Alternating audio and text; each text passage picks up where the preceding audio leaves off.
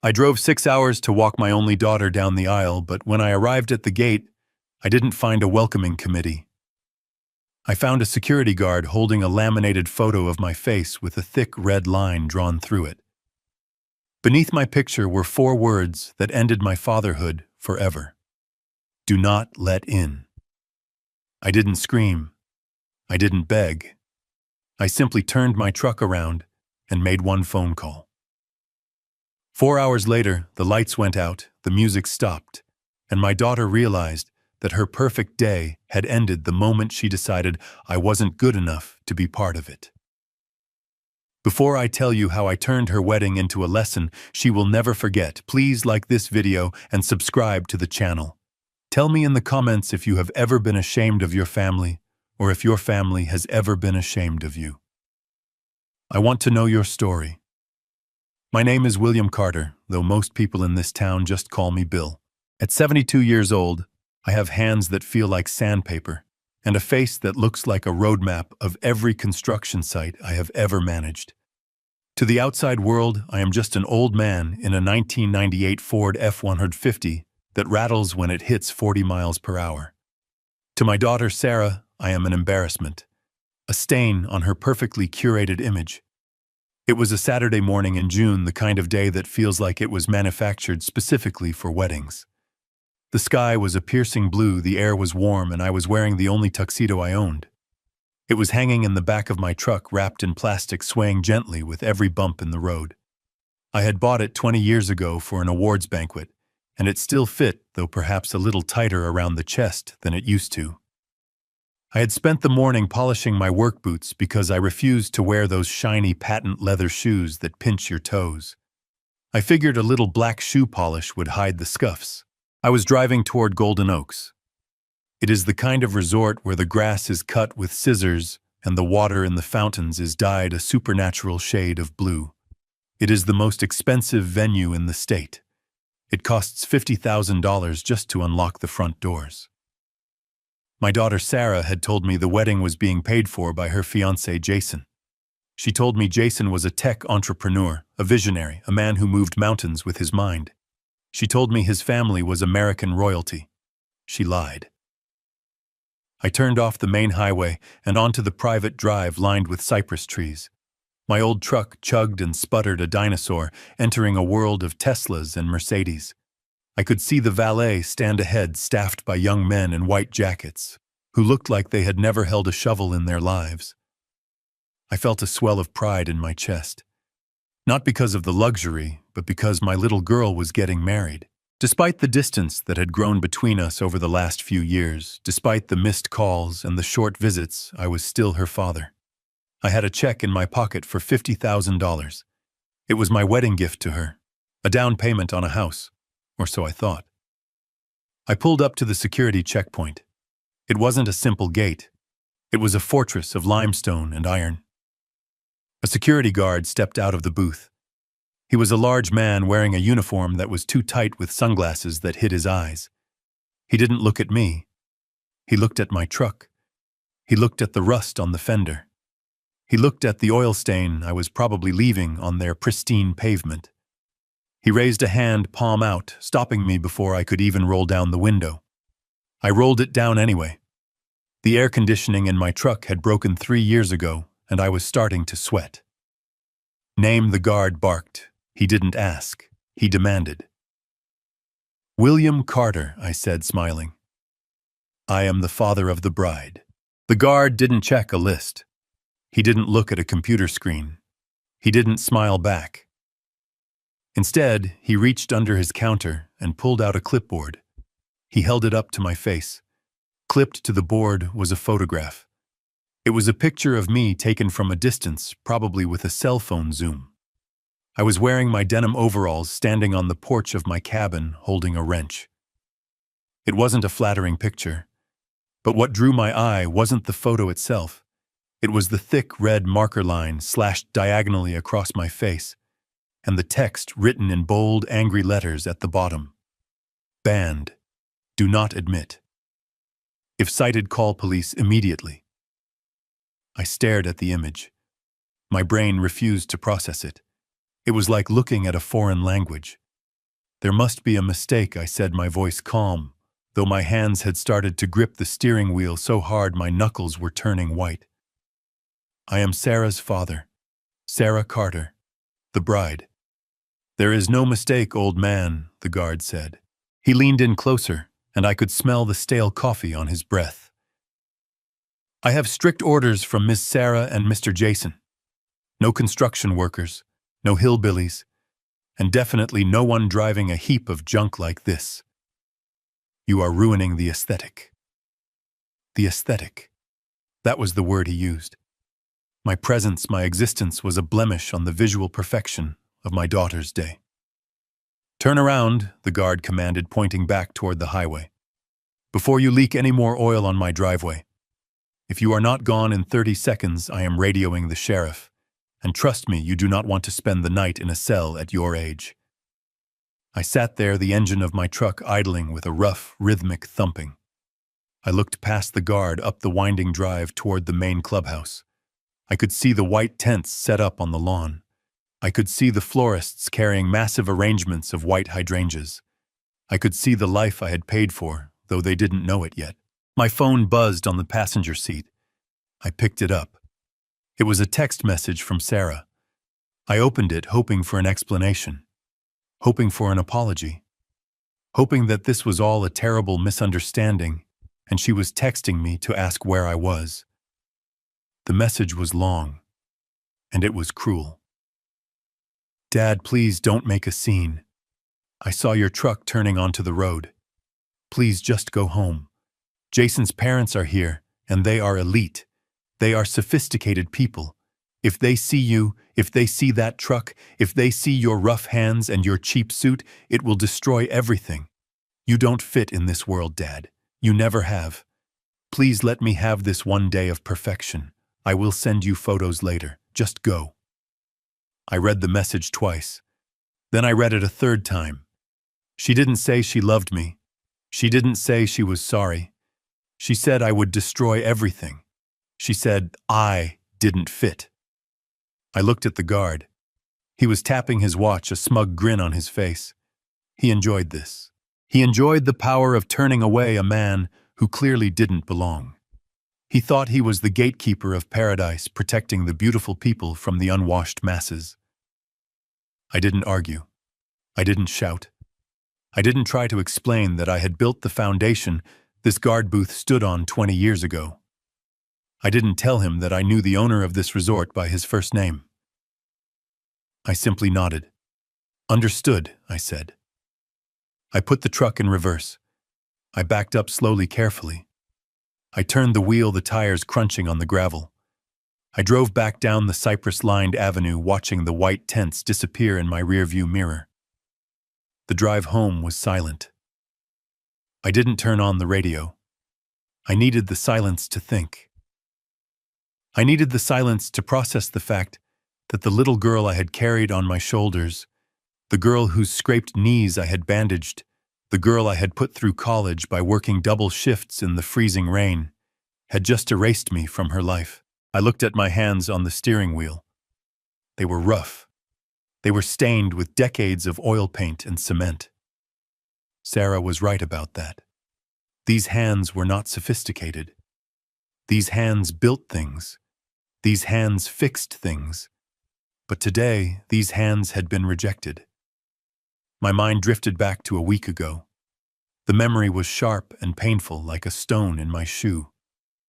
Sarah had brought Jason to meet me for the first time. It was a surprise visit. I was at my cabin, a small wooden house on 3 acres of land near the river. It wasn't a mansion. It was a home. I had built it myself, plank by plank, after my wife Catherine passed away. It was my sanctuary. Jason had pulled up in a rented Porsche. He stepped out wearing a suit that cost more than my truck. He looked at my cabin with a sneer that he didn't bother to hide. "So this is the shack," Jason had said. He didn't say hello. He didn't shake my hand. He just looked at my home and called it a shack. Sarah laughed.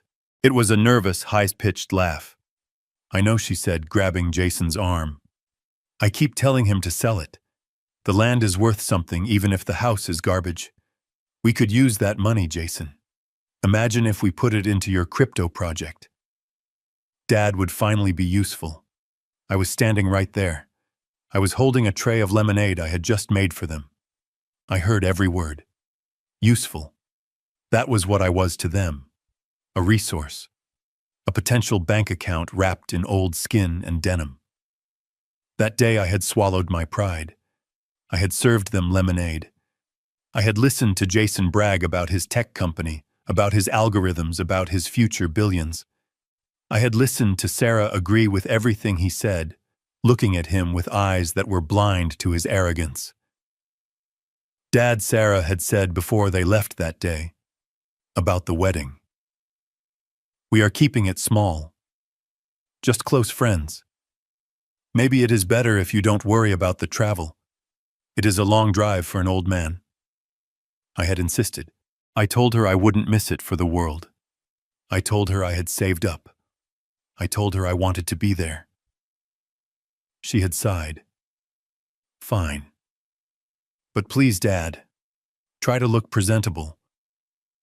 Now, driving away from the Golden Oaks, I realized that presentable was never the goal. The goal was invisibility. She wanted me to disappear. She wanted the money she thought I could provide by selling my home, but she didn't want the man who came with it. I reached into my pocket and pulled out the check for $50,000. It was a cashier's check, hard cash. I looked at it for a moment, then I tore it in half. Then I tore it in half again. I opened the window and let the pieces of paper fly out into the wind. They scattered like confetti along the highway. I wasn't sad anymore. The sadness had evaporated the moment I saw that red line across my face. What was left was something colder, something harder. It was the clarity of a man who examines a blueprint and realizes the structure is unsound. When a building has a rotten foundation, you don't paint over it. You don't try to patch it. You tear it down. I reached for my phone again. I wasn't going to call Sarah. I wasn't going to beg for entry.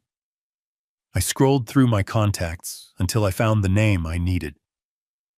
Mr. Henderson. Henderson was my lawyer. But he was more than that. He was the keeper of my secrets. He was the man who managed the Carter Trust. See, Sarah and Jason made a fatal miscalculation. They judged me by my truck. They judged me by my overalls. They assumed that because I lived simply, I was simple. They assumed that because I lived in a cabin, I was poor. They didn't know that I had retired from construction 10 years ago because I had sold my company for $8 million. They didn't know that I owned 3 apartment complexes in the city. They didn't know that I was the silent majority shareholder of the hospitality group that owned the Golden Oaks Resort. I pressed the call button. Henderson answered on the second ring. Bill, is everything all right? The ceremony should be starting soon. It is not starting, Henderson, I said. My voice was steady. I want you to pull the file on the Golden Oaks event for today. The Sarah Carter and Jason Miller wedding. I have it right here, Henderson said. You paid the invoice in full last month, $200,000, under the anonymous donor clause, just like you asked. Sarah thinks Jason's family paid for it. Correction, I said. I want you to activate Clause 14C of the sponsorship agreement. There was a pause on the line. I could hear Henderson shuffling papers. Clause 14C. Bill, are you sure? That is the immediate revocation clause. It states that funding can be withdrawn instantly if the benefactor is insulted, refused entry, or treated with indignity by the beneficiaries. It is the nuclear option. I am sure, I said. I was refused entry. I was banned. There is a poster of my face at the security gate. Good God, Henderson whispered. His tone shifted from professional to furious. They did what? Shut it down, Henderson. I want you to call the venue manager. I want you to call the catering company. I want you to call the florists. Tell them the credit card on file has been reported stolen. Tell them the funding is pulled. Tell them to stop everything. Right now. Bill, the wedding is in progress. The guests are seated. If we do this, it will be chaos, I know, I said. I looked at the road stretching out before me. Do it. And Henderson. Yes, Bill. Call the resort management. Tell them I want access to the security camera feed. If I can't be there to see my daughter's big day, I want to watch it from my iPad. Consider it done, Henderson said. I hung up the phone. I was 20 minutes from home. 20 minutes until I could pour myself a drink, sit in my favorite chair, and watch the house of cards collapse. They wanted a wedding without me. They were about to get exactly what they asked for. But they forgot one thing. A wedding costs money, and the bank of Dad had just closed its doors forever. I pulled into the dirt driveway of my cabin. The sun was starting to dip lower in the sky, casting long shadows across the porch. It was peaceful here. The river flowed quietly in the distance. The birds were singing. It was a stark contrast to the storm I had just unleashed. I walked inside and didn't even turn on the lights. I went straight to the wall safe behind the painting of the old mill. I spun the dial. Click, click, click. The heavy door swung open. Inside were the deeds, the certificates, the proof of a lifetime of hard labor and smart investments. I took out the folder labeled Sarah. It contained the trust fund documents I had set up for her. A trust that would have given her a monthly allowance for the rest of her life. A trust that would have ensured she never had to worry about bills or rent or medical expenses. I took the folder to my desk. I opened the drawer and took out a red stamp. It was the stamp I used for rejected construction bids. Void. I stamped the first page, then the second, then the third. The sound of the stamp hitting the paper was loud in the quiet room. Thump, thump, thump. It wasn't anger. It was housekeeping. I was cleaning up the mess. I went to the kitchen and poured a glass of whiskey. It wasn't the expensive stuff Jason drank. It was the cheap stuff that burns on the way down. It tasted like truth. I sat down in my leather armchair and opened my iPad. I logged into the secure server for the Golden Oaks Resort. Henderson had worked fast. The login credentials were already in my inbox. I selected the camera feed for the grand ballroom. The image flickered to life. It was magnificent. Crystal chandeliers dripped from the ceiling. Tables were set with gold-rimmed plates and crystal glasses. Waiters were moving through the crowd with trays of champagne. I saw Sarah. She was standing near the head table looking radiant. She was laughing, holding a glass of wine, her other hand resting on Jason's arm. She looked happy. She looked relieved. She thought the problem me had been dealt with. I saw Jason. He was puffing out his chest, talking to a group of men, probably trying to sell them on some imaginary investment. He looked like he owned the place. I saw an older couple sitting next to them. A man in a tuxedo and a woman in a sequined gown. They looked distinguished. They looked wealthy. They must be the elite parents Sarah had told me about. I zoomed in. There was something odd about them. They didn't look at Jason with pride. They looked at their watches. They looked bored. They looked like they were on the clock. I took a sip of whiskey. Then it happened. On the screen, the massive crystal chandelier above the dance floor flickered. Once. Twice. Then it went dark. The music, which had been a soft orchestral swell, cut out abruptly with a screech of feedback. The room plunged into a twilight gloom lit only by the emergency exit signs and the few candles on the tables. I saw heads turn.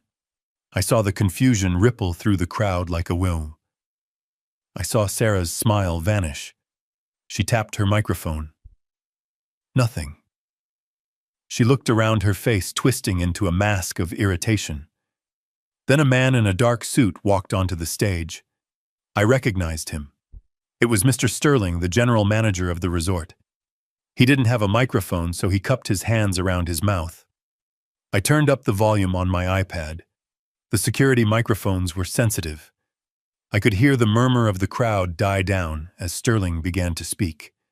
"Ladies and gentlemen," Sterling shouted, his voice echoing in the sudden silence. "I apologize for the interruption. However, we have just received notification that the funding for this event has been withdrawn. The credit line has been canceled by the account holder." I saw Sarah drop her wineglass. It shattered on the dance floor, red liquid splashing onto her white dress like a wound. "This is a private facility," Sterling continued, his voice devoid of sympathy. "Without payment, we cannot continue services. The kitchen has been closed. The bar is closed. We are asking all guests to please vacate the premises within 15 minutes. The room exploded into chaos. Sarah lunged at Sterling. I could hear her screaming, her voice shrill and panicked. "What are you talking about? My husband paid for this. Check the card again." Sterling held up a tablet. He showed her the screen. "The payment was made by the Carter Trust, ma'am. The authorization came from Mr. William Carter. He has reported the transaction as unauthorized use of funds and issued a stop payment order." I watched Sarah's face. The color drained out of it so fast, she looked like a ghost. "My father," she whispered. The microphone picked it up perfectly. "My father doesn't have any money. He lives in a shack." "I don't know about that, ma'am," Sterling said, stepping back to avoid her grasping hands. "I only know that the Carter Trust owns a significant portion of this resort, and Mr. Carter's word is law here. You have 14 minutes left."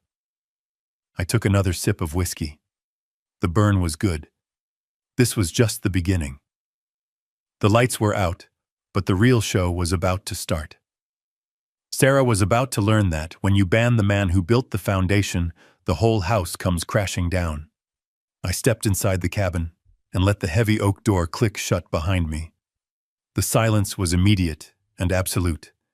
I did not reach for the light switch. I did not need to see the worn rug or the chipped paint on the walls to know where I was. I knew every inch of this floor because I had laid it myself 40 years ago. My eyes adjusted to the gloom, the moonlight filtering through the dusty blinds, casting long, jail bar shadows across the room. To anyone looking through the window, this was just the sad, dark living room of a lonely widower who had nothing left but memories. They were wrong. I walked through the shadows to the study at the back of the house. There was a painting on the far wall, a simple watercolor of the lake my wife Catherine had painted 3 months before she died. I moved it aside gently, my fingers brushing the frame with a habit born of grief. Behind it sat a Titan steel safe bolted directly into the load-bearing studs of the house. It was cold to the touch. I spun the dial. Left to 24, right to 10, left to 72. The numbers were the date I laid the first brick of my first company. The tumblers clicked into place with a sound like a loaded gun. I pulled the heavy handle down. The door swung open, and the smell of old paper and cold steel filled the room. Inside, there were no stacks of cash. There were no gold bars. There was something far more dangerous. Information. I pulled out a leather-bound portfolio. I set it on the desk and turned on a single small brass lamp. The pool of yellow light illuminated the documents that Sarah believed did not exist. The first document was a deed. Not for this cabin, but for the Skyline Heights apartment complex downtown. 300 units, fully occupied, debt-free. I turned the page. A majority shareholder certificate for Carter Construction Holdings. The company I supposedly sold for scraps, but actually converted into a passive income empire that generated $40,000 a month in dividends alone. My daughter thought I lived on a pension check and Social Security. She thought the reason I drove a 20-year-old truck was that I couldn't afford a new payment. She never understood that wealth isn't loud. Wealth is quiet.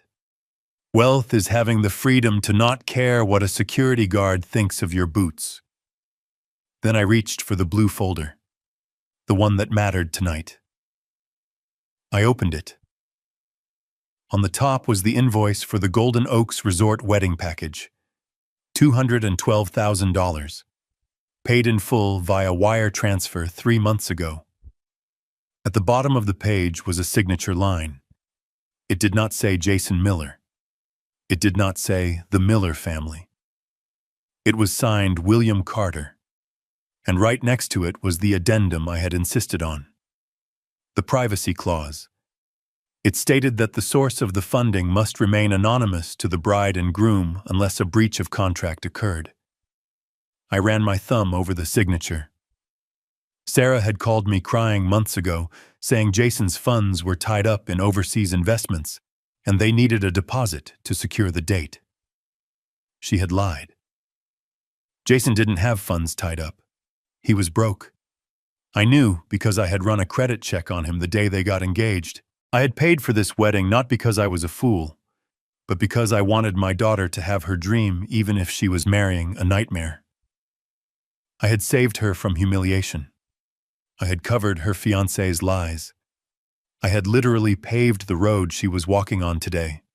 And her thank you was a photo of my face at the security gate telling the world I was unwanted trash. I dug deeper into the safe and pulled out one last document. It was a commercial lease agreement. It was the master lease for the land the Golden Oaks Resort stood on.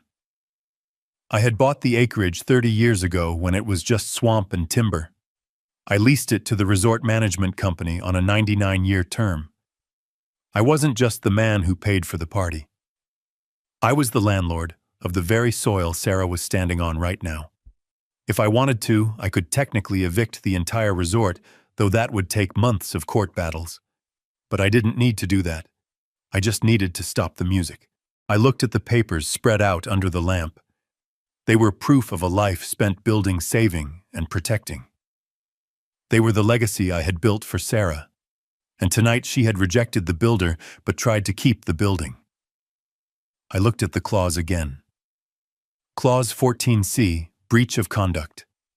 It gave the benefactor the right to terminate the event immediately if the venue or the guests acted in a way that dishonored the donor.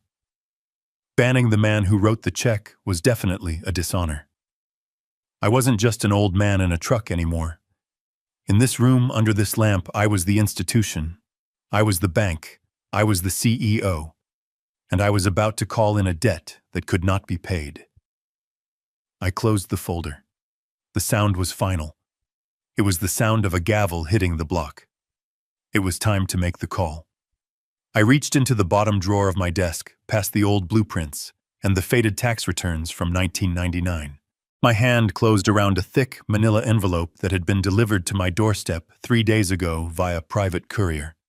It had no return address, just a red stamp that read confidential.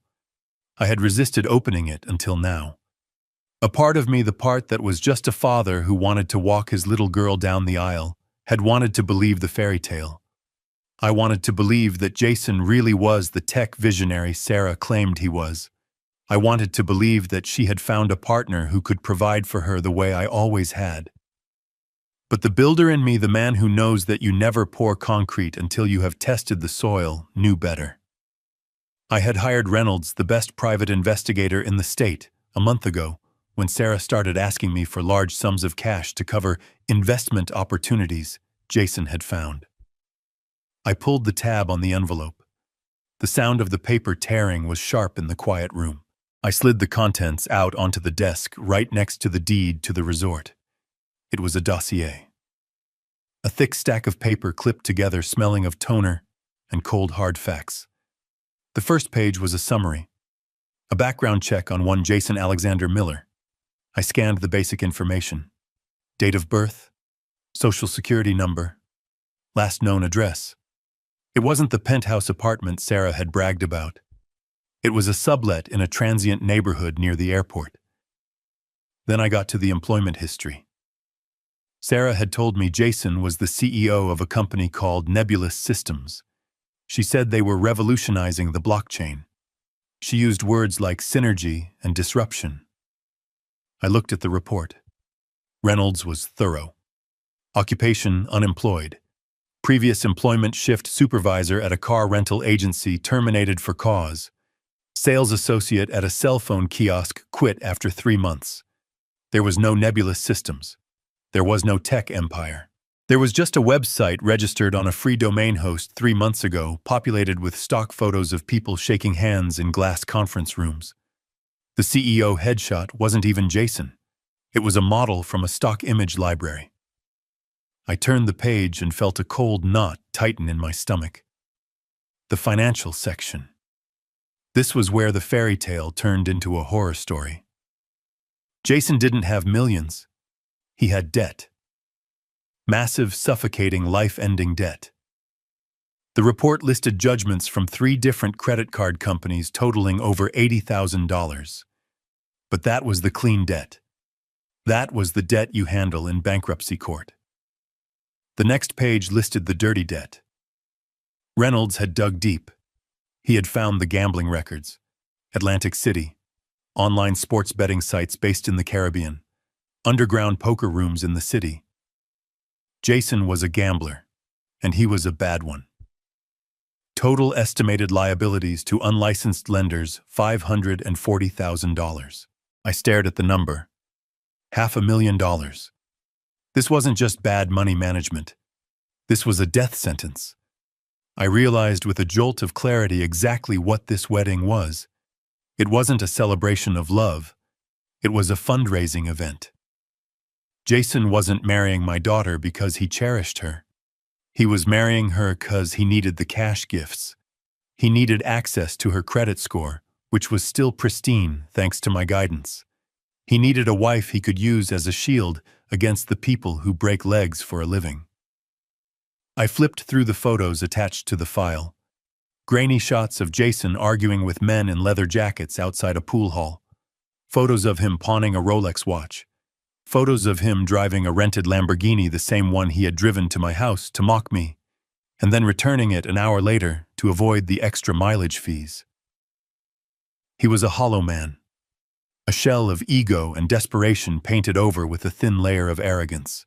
And my daughter, my smart, ambitious Sarah, had fallen for it, hook, line, and sinker. She had looked at his rented suit and his leased car and seen a prince. She had looked at my paid-for truck and my paid-for land and seen a peasant. I felt a surge of anger so hot it made my vision blur. I wanted to drive back to the resort, kick down the doors, and drag him out by his collar. I wanted to expose him right there in the middle of the dance floor. But then I turned the page to the section titled The Parents. This was the knife twist. This was the part that turned my anger into something freezing cold. Sarah had been so specific about Jason's parents. She had told me they were old money. The type of people who summer in the Hamptons and winter in Aspen. She said they were sophisticated, cultured, the kind of people who wouldn't understand a man like me. That was her justification for the sign at the gate. She was protecting their delicate sensibilities from the sight of her blue-collar father. I looked at the dossier. Reynolds had identified the couple sitting at the head table right now. The man was not an oil tycoon. His name was Gary. He was a retired high school drama teacher who did local commercials for car dealerships. I recognized him now. He was the guy who yelled about low financing rates on the local cable channel at 2 a.m. The woman was not a socialite. Her name was Linda. She was a former hostess who picked up extra work through a casting agency for distinguished seniors. Booking fee, $200 per hour plus meals. I leaned back in my chair, the leather creaking under my weight. The silence of the cabin felt heavy, pressing against my eardrums. My daughter had abandoned her real father, the man who had held her hand when she got stitches, the man who had paid for her braces, the man who had taught her how to ride a bike to make room for 2 actors hired from a catalog. She had traded flesh and blood for props. She was ashamed of me.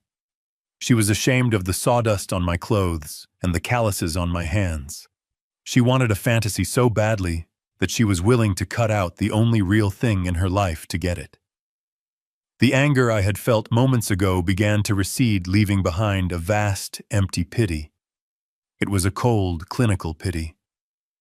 I looked at the photo of Sarah clipped to the file. She looked so happy in the picture, oblivious to the shark swimming next to her. She thought she had won the lottery.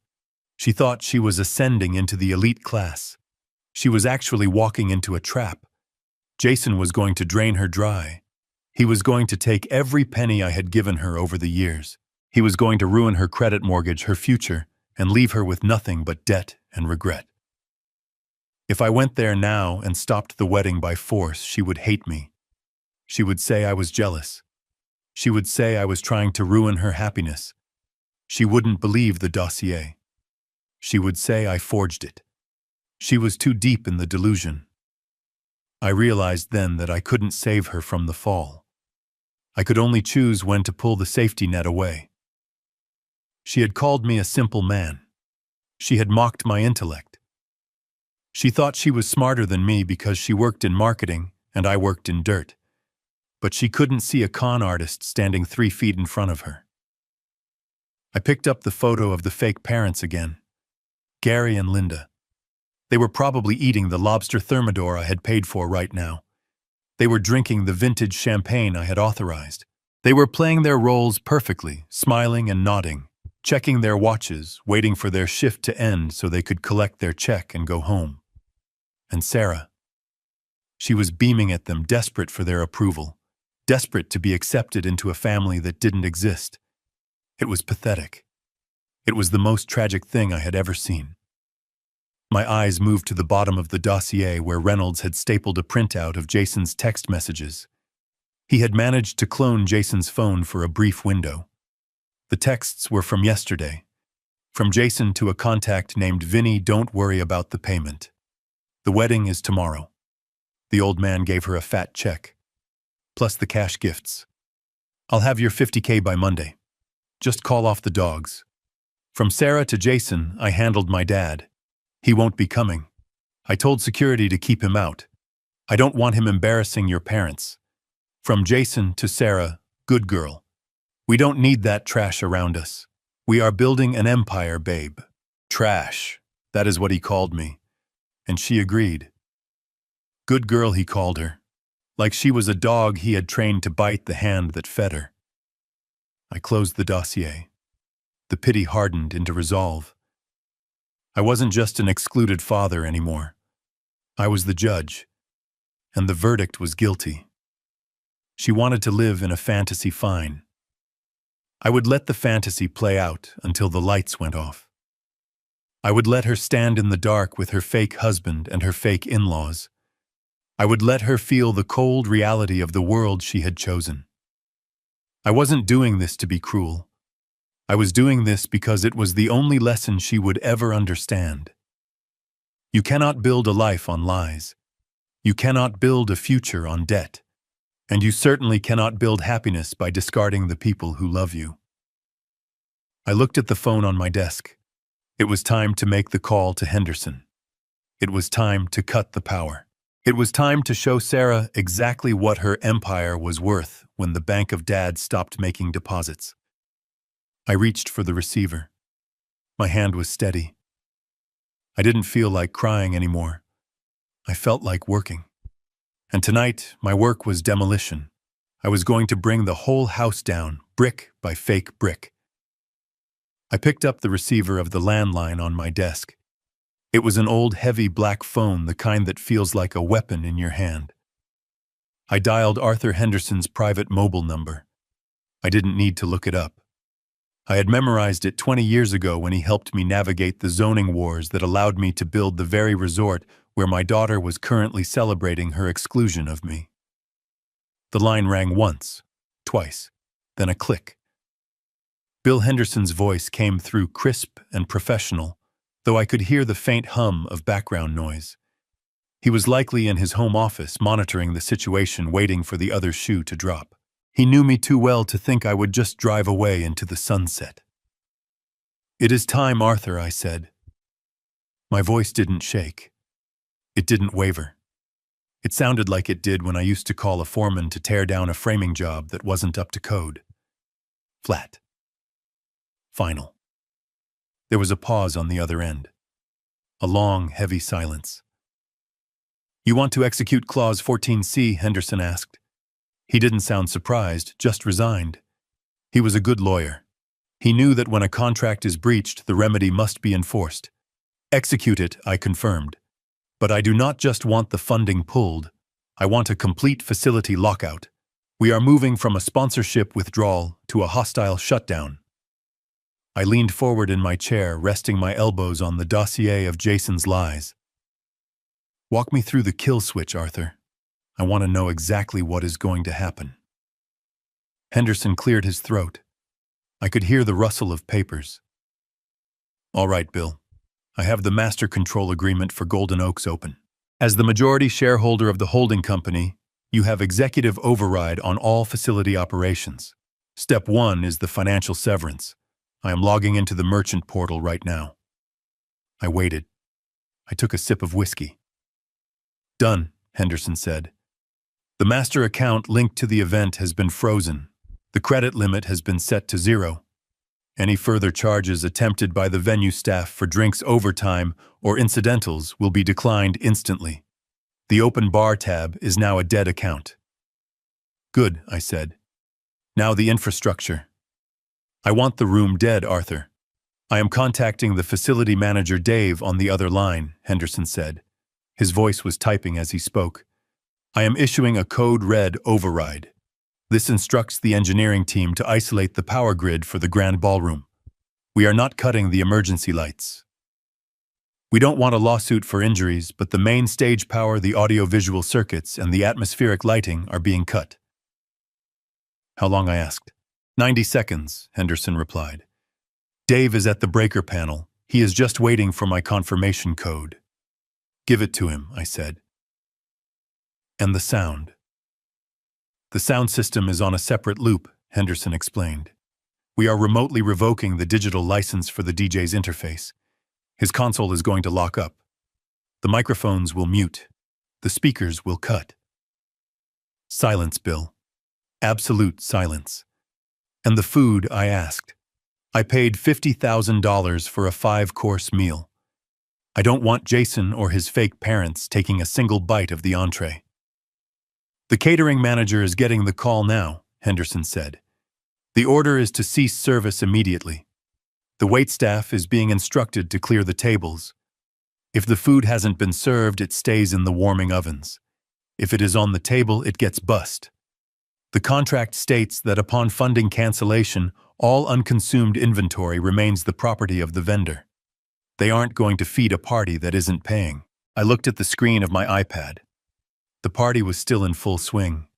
Sarah was laughing. Jason was pouring champagne.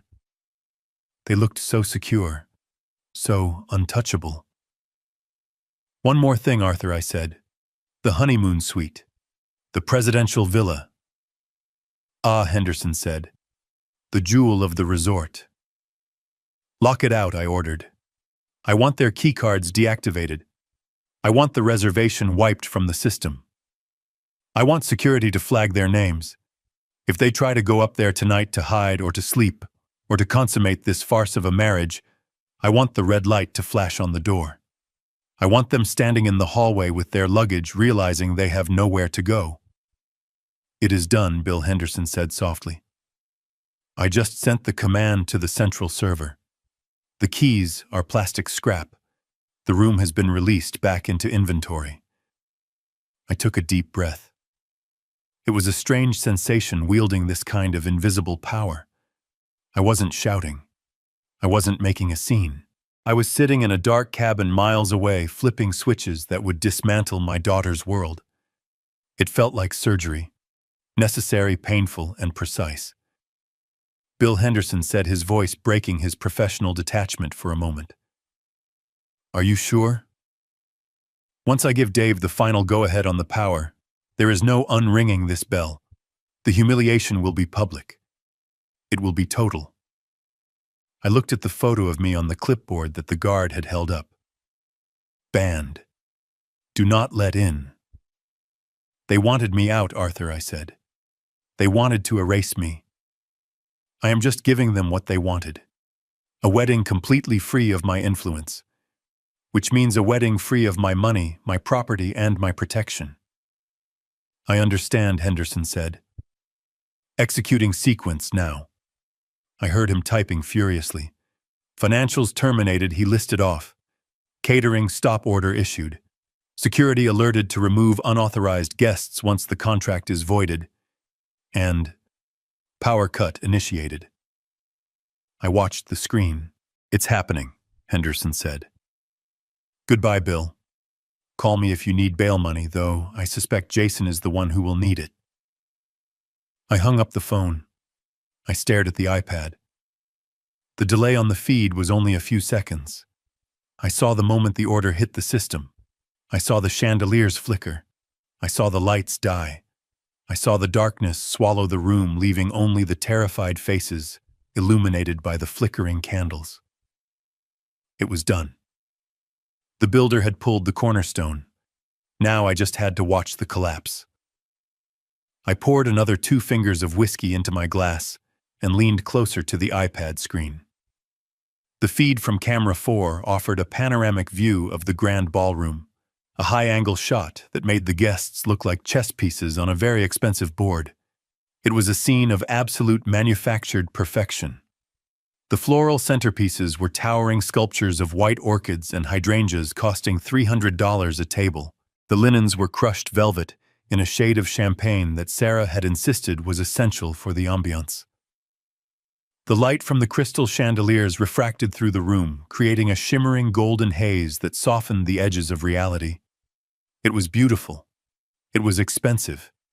And it was entirely fraudulent. I zoomed in on the head table. There was Jason standing up holding a flute of Dom Perignon. Even through the digital feed, I could see the sheen of sweat on his forehead. He was in his element, or at least the element he desperately pretended to belong to.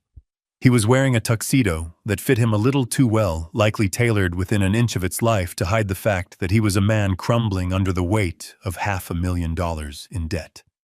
He was gesturing expansively with his free hand, addressing a group of men at the adjacent table. These weren't friends. I recognized one of them. It was the local Lexus dealer. Jason wasn't celebrating his marriage. He was networking. He was pitching. I turned up the volume on the iPad. The ambient noise of clinking silverware and polite laughter filled my quiet cabin. I could catch snippets of Jason's voice, loud and brash, cutting through the murmur. "Blockchain integration," he was saying, pumping his fist slightly. "We are talking about a paradigm shift in how assets are liquidated. Nebulous Systems isn't just a company, gentlemen. It is a movement. You get in on the ground floor now, and in 6 months you are looking at a 10x return. Conservative estimate." He took a swig of champagne, not sipping it like a gentleman, but gulping it like a man who needed the liquid courage. He looked manic. His eyes darted around the room, scanning the exits, scanning the faces, perhaps looking for the debt collectors he knew were circling. But to the room, he was the picture of young, aggressive success. He was selling the dream, and everyone was buying it because the venue was so opulent, the wine was so good, and the lie was so pretty. Then the camera panned slightly to the left, and I saw Sarah. My heart didn't break. It had already broken at the gate. Now it just felt heavy like a stone sinking in mud. She looked radiant. Her dress was a Vera Wang custom design, silk and lace, costing more than my first car.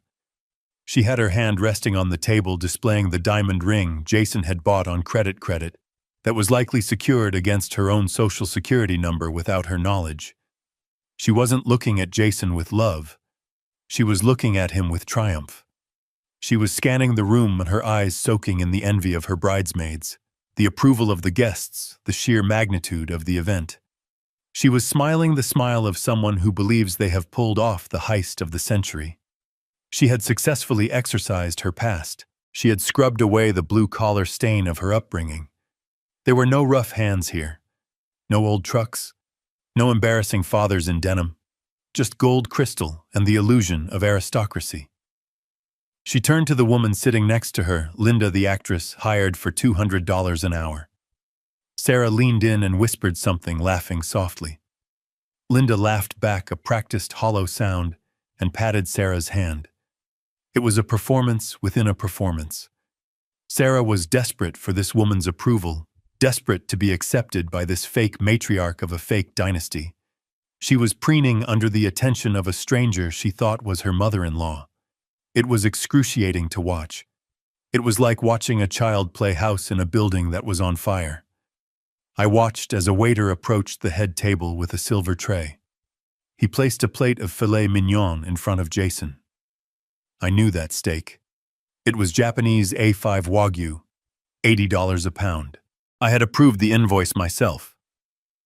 Jason picked up his knife and fork, sawing into the meat with an aggression that betrayed his nerves.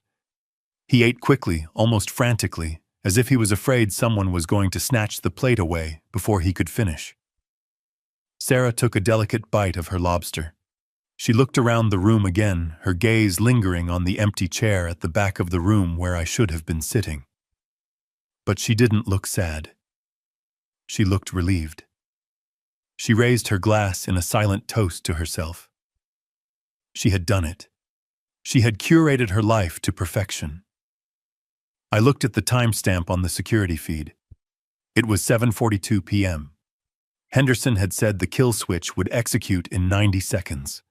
That was 2 minutes ago. The delay in the feed meant it was happening right now. In the video, Jason stood up again. He tapped his glass with a spoon.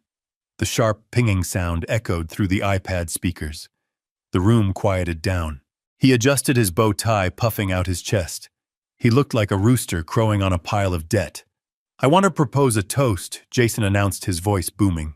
"To the future, to building empires, and to family, the kind of family that matches our ambition." Sarah beamed.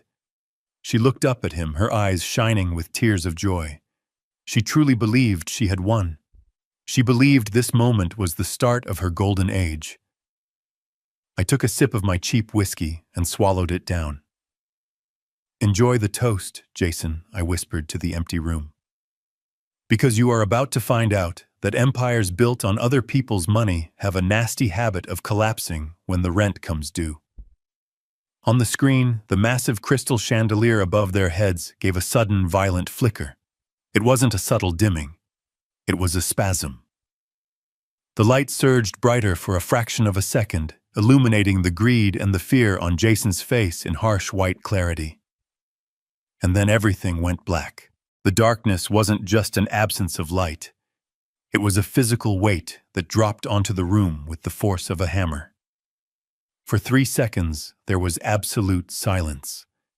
No breath, no movement, just the shock of a world that had suddenly ceased to exist.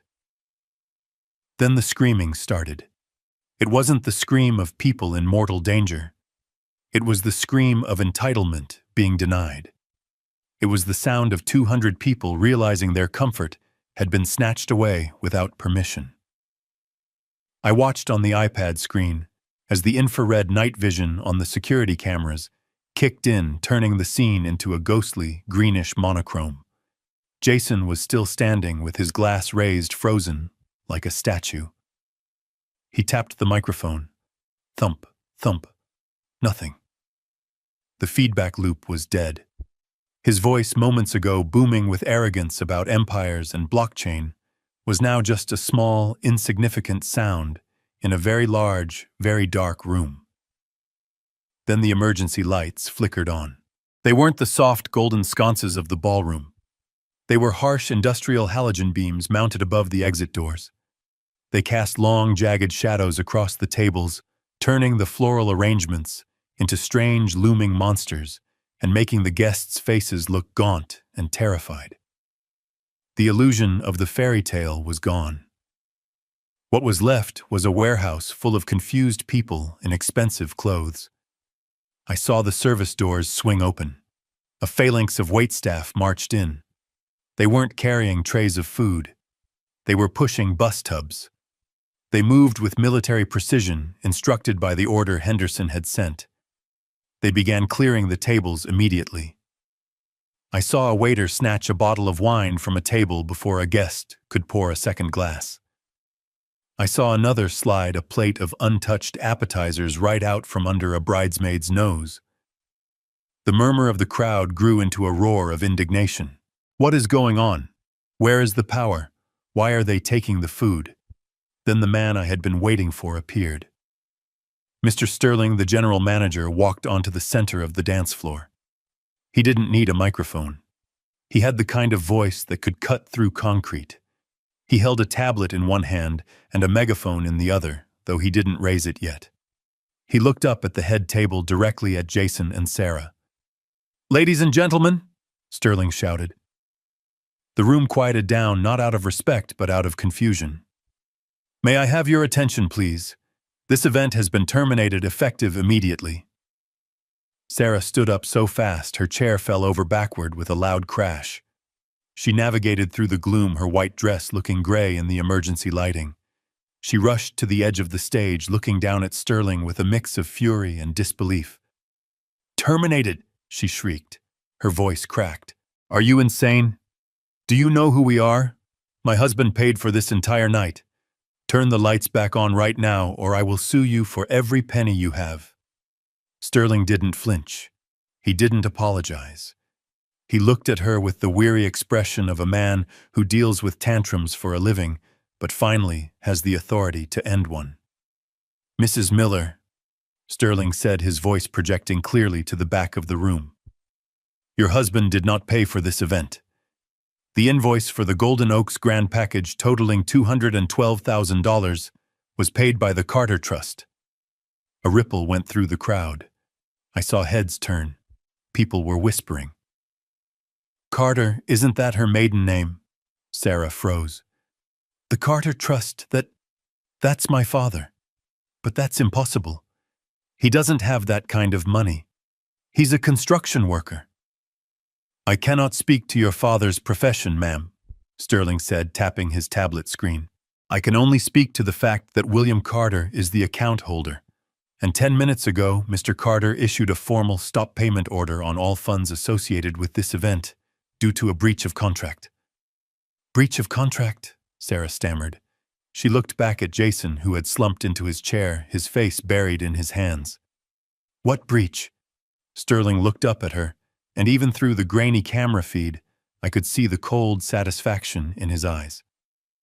"Clause 14C, Sterling announced to the room. "The donor reserves the right to withdraw funding if they are denied access to the event or treated with indignity. We received a report from Gate Security that Mr. Carter was barred from entering the premises on your specific orders. He was turned away at the gate." The room gasped. It was a collective intake of breath that sucked the air out of the ballroom. The guests turned to look at each other. The whispers became louder, sharper. "She banned her own father. The guy who paid for all this. I thought she said her husband was a crypto millionaire." Sarah looked around, her eyes wide with panic. She was losing the narrative. The story she had spun for years, the story of the self-made woman marrying the tech genius, was unraveling in real time. "That's a lie," she screamed, pointing a trembling finger at Sterling. "My dad is a broke old man. He lives in a shack. He couldn't pay for a coffee, let alone this wedding. Jason paid. Jason, tell them." She turned to Jason. She grabbed his shoulder and shook him. "Jason, tell him, show him the receipt, show him the bank transfer." Jason looked up. His face was pale, slick with sweat. He looked like a cornered animal. He didn't look at Sarah. He looked at the exit signs. "Jason," Sarah whispered.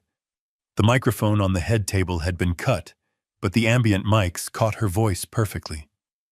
"Why aren't you saying anything?" Jason stood up slowly. He adjusted his jacket, but his hands were shaking so bad he couldn't straighten the lapels. "There was a mix-up with the bank," Jason mumbled. "It was weak. It was pathetic. My funds are overseas.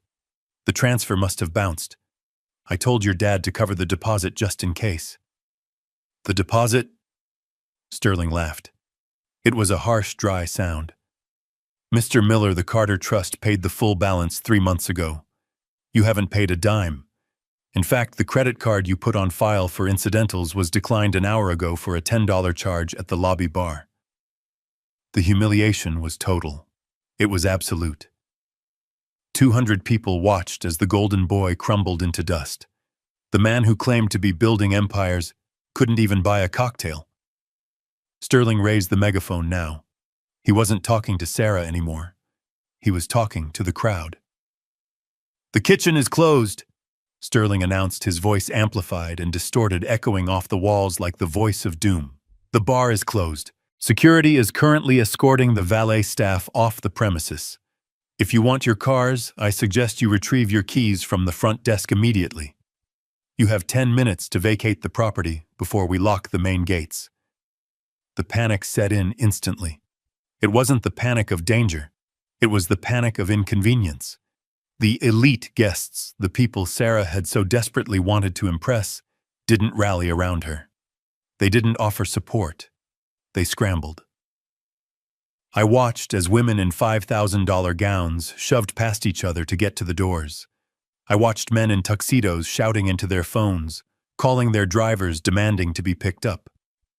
The waiters continued their work, relentless and efficient. They stripped the tablecloths off the tables while people were still standing next to them. The sound of silverware crashing into bins was the soundtrack to the exodus. Sarah stood alone on the stage. Jason had vanished into the crowd, slipping away like a thief in the night. She looked at the empty tables. She looked at the half-eaten food being carted away. She looked at the darkness that surrounded her. She looked exactly like the little girl who used to throw tantrums in the grocery store when I wouldn't buy her candy. But this time, I wasn't there to pick her up. I wasn't there to smooth it over. I took a sip of my whiskey. It was warm now, but I didn't mind. The show wasn't over. The rats were fleeing the ship, but the captain was still on board, and the ship was sinking fast. I saw the two actors, Gary and Linda, the fake parents, stand up from the head table. They didn't look panicked. They looked annoyed. Gary checked his watch.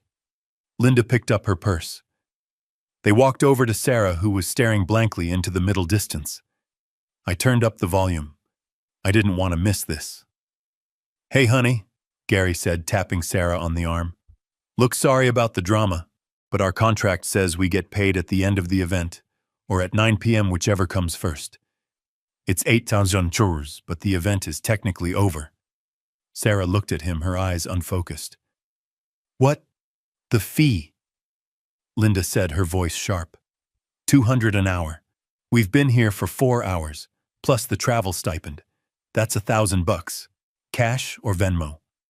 Sarah blinked. "Who are you?" "I'm Gary. This is Linda," the man said. "We're the talent.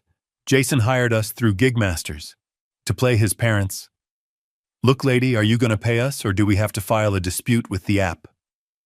Sarah's knees gave out. She sat down hard on the edge of the stage, her expensive dress pooling around her like a deflated parachute. "Actors," she whispered. "You're actors. We're professionals," Linda huffed. "And professionals get paid. Where is Jason?" "He ran," Sarah said. Her voice was flat, dead. "He ran away." I watched from my cabin miles away as the reality of her choices crashed down on her. She was alone in the dark, wearing a dress she didn't own, married to a fraud, abandoned by the father she had banned. It was the most expensive lesson I had ever taught her, and class was just beginning. I watched the screen as the woman Sarah believed to be her mother-in-law unclasped her purse. The movement was sharp, devoid of the graceful, aristocratic languor she had displayed all evening. Linda, the $200 an hour extra, was done performing. She reached into her clutch, pulled out a pack of cigarettes, and lit one right there at the head table. The flame from her lighter flared in the gloom, a tiny beacon of rebellion against the sudden austerity of the room. The smoke curled up toward the dead chandelier. It was the ultimate breach of etiquette in a venue that prided itself on exclusivity, but Linda clearly didn't care about the rules of a game that had just been canceled. She took a long drag, exhaled a gray plume into the face of a stunned bridesmaid, and turned her attention to my daughter. Sarah was still slumped on the stage, her expensive dress pooling around her like a puddle of spilt milk. She looked up at the woman, her eyes wide and wet, seeking comfort. She reached out a trembling hand, perhaps expecting the maternal warmth that Linda had been contracted to provide for the past 6 hours. Mom Clara whimpered. Her voice was thin, barely audible over the murmur of the crowd. Mom, what do we do? Linda looked at her. She didn't smile. She didn't offer a hug.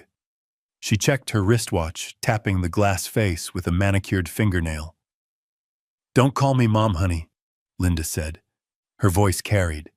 It was a smoker's voice, raspy and hard, nothing like the cultured mid-Atlantic accent she had been using all night. The contract ended at 8 o'clock. It is 8:05. I am off the clock. And frankly, this working environment is unsafe. Sarah blinked, her brain misfiring as it tried to reconcile the woman in front of her with the character she had married into. Contract, Sarah whispered. Gary, the man playing the father, stepped forward. He loosened his bow tie, undoing the top button of his shirt with a sigh of relief. He looked down at Sarah with the expression of a contractor looking at a client whose check had bounced. Look, Lady Gary said, pointing a finger at her. We are professionals. We did the rehearsal dinner. We did the meet and greet. We sat through that hour-long ceremony without yawning once. We held up our end of the deal.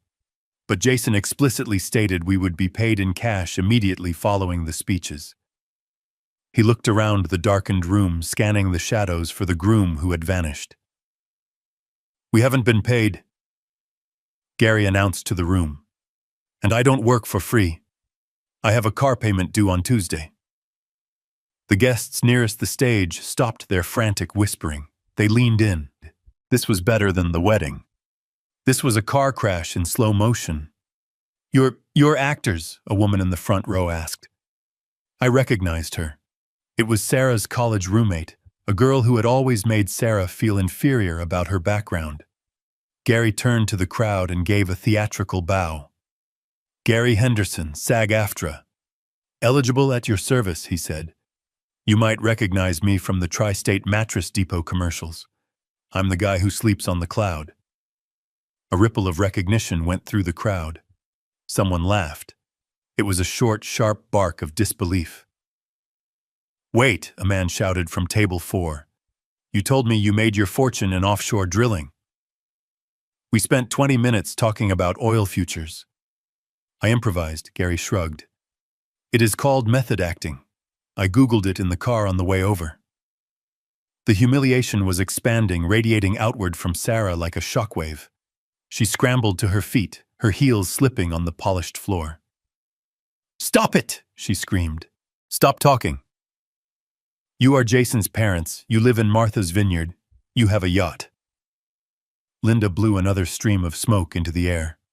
Honey, I live in a 2-bedroom apartment in Queens and I take the subway, she said flatly. The only yacht I have ever been on is the Staten Island ferry. Now, are you going to pay us, or do we have to call the police and report a theft of services? Sarah looked around wildly. Jason, she shrieked. Jason, tell them to stop. But Jason was gone. The rat had scurried off the ship the moment the water started rushing in. Sarah stood alone, surrounded by the wreckage of her lies. The 2 people she had used to validate her social climbing, the 2 people she had preferred over her own flesh and blood, were now shaking her down for petty cash in front of 200 witnesses. And then the phones came out. It started with 1 or 2, a discreet lift of a smartphone, a quick snap. But as the absurdity of the situation sank in, the floodgates opened. The guests, these people Sarah had curated so carefully, these friends she wanted to impress so desperately, turned on her. They weren't helping her. They were filming her. I watched on my screen as dozens of small, rectangular lights illuminated the darkness. They were like fireflies surrounding a dying animal. The flashes popped, blinding Sarah, freezing her terror in high definition. I could see their lips moving. I didn't need audio to know what they were saying. They were live streaming. They were posting stories. They were typing hashtags. Wedding fail. Groom missing. Fake parents. Sarah covered her face with her hands. She tried to hide, but there was nowhere to go. She was trapped in the center of the room, illuminated by the merciless glow of social media. This is what she wanted, I thought, taking a sip of whiskey. She wanted to be the center of attention. She wanted to be viral. She wanted everyone to look at her. Well, they were looking now. One of the bridesmaids, a girl in a pink dress, who looked like she had cost more than my entire house, stepped up to the edge of the stage. She didn't offer a hand to help Sarah down. She held up her phone and started recording a selfie video with Sarah sobbing in the background. "Oh my God, you guys," the bridesmaid said, her voice carrying to the security mic. "You will not believe this. The groom is a fraud. The parents are paid actors, and the bride just got dumped at the altar because the checks bounced. This is literally the most insane thing I have ever seen." Sarah heard her. She lowered her hands. She looked at her friend. "Becky," Sarah whispered. "Please, don't." Becky didn't stop recording. She just pivoted to get a better angle of the fake mother smoking a cigarette. "This is gold," Becky said. I watched Sarah's posture collapse. It wasn't just fear anymore. It was the crushing weight of realization. She was realizing that these people weren't her friends. They were an audience, and she had just become the entertainment. Linda stepped closer to Sarah, invading her personal space. "Look, sweetheart," Linda said, her voice dropping to a menacing growl. "Jason owes us $2,000. If he is not here, the debt falls to you. You are the bride. You are the partner. Pay up." "I don't have it," Sarah sobbed. "I don't have any money. Jason handled everything." "Then give me the ring," Linda said. I sat up straight in my chair. What Sarah gasped, clutching her left hand. "The ring," Linda repeated. She reached out and grabbed Sarah's wrist. "It looks like a 2-carat stone. If it is real, it will cover our fee. If it is cubic zirconia, I am going to be very upset." "No," Sarah screamed, trying to pull away. "It is my engagement ring." "It is collateral," Gary added, stepping in to block Sarah's retreat. "Hand it over and we walk. Don't hand it over and we call the cops.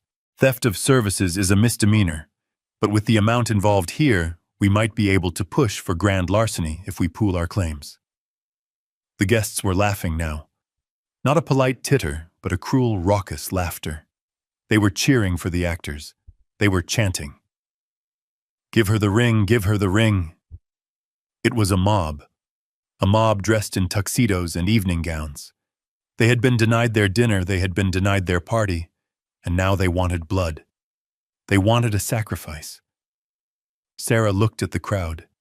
She looked at the faces of the people she admired, the people she had banned me to impress, and she saw nothing but mockery. She looked down at her hand. Her fingers were trembling so violently, the diamonds sparked in the gloom. "Fine," she screamed. Take it, and get out." She wrenched the ring off her finger. She didn't hand it to Linda. She threw it. The ring skittered across the floor, spinning like a top.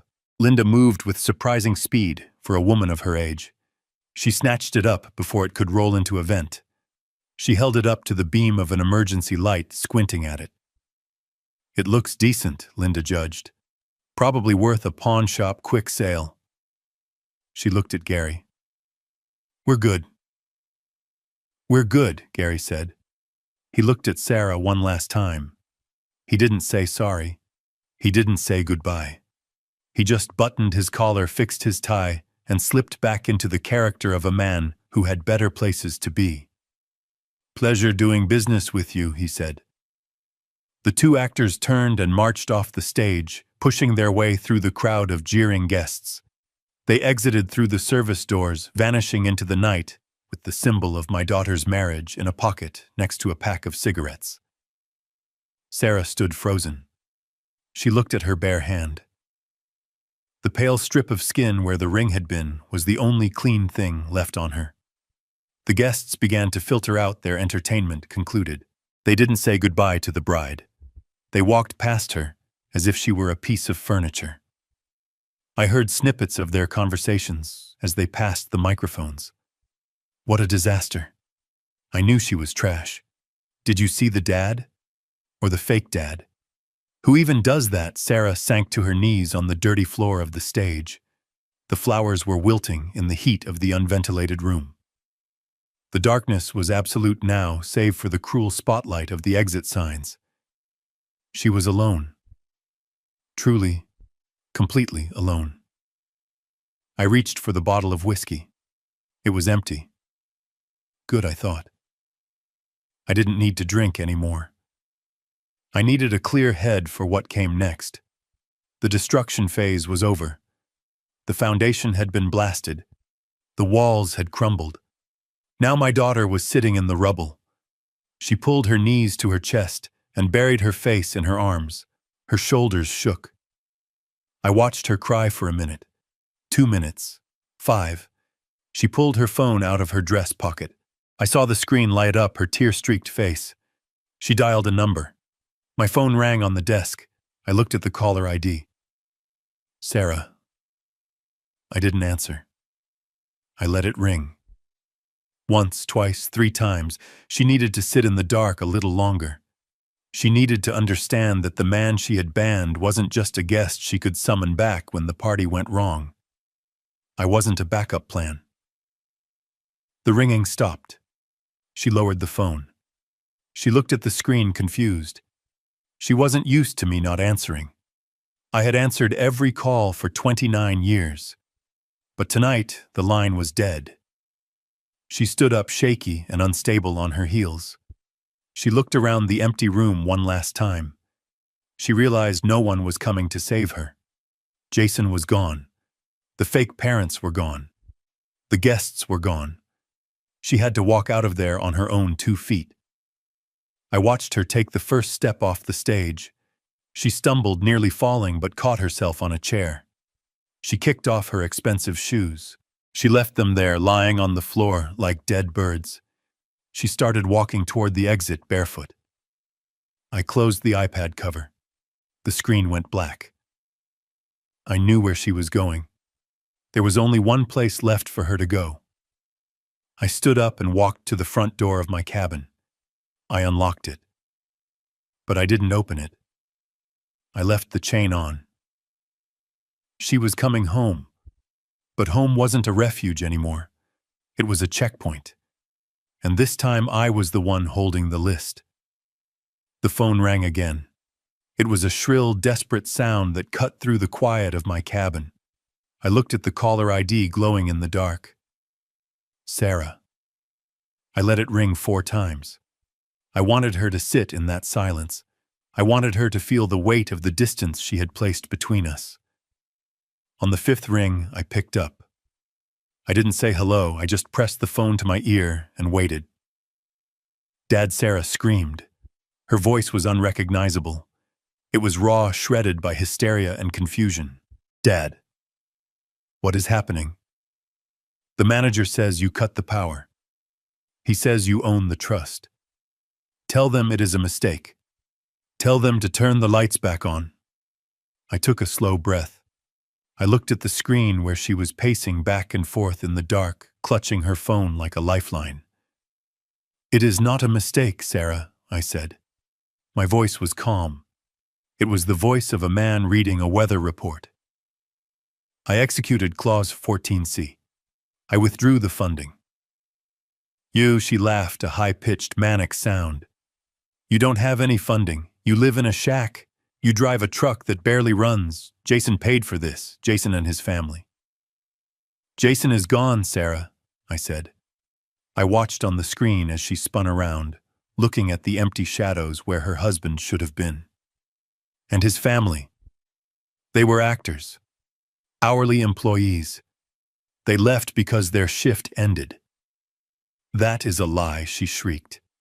You are jealous. You are trying to ruin me because I didn't invite you. You didn't just not invite me, Sarah, I corrected her. You banned me. I saw the photo at the gate. Do not let in. You treated me like a criminal. You treated the man who paid for your dress, your flowers, and your lobster dinner like trash. So I took the trash out. There was a silence on the line. Heavy. Suffocating. You paid, she whispered. Every penny I said. $212,000. Jason didn't pay a dime. His credit card was declined for a whiskey sour at the lobby bar an hour ago. He is broke, Sarah. He has been broke since the day you met him. No, she sobbed. No, he has millions. He has crypto. He has the company.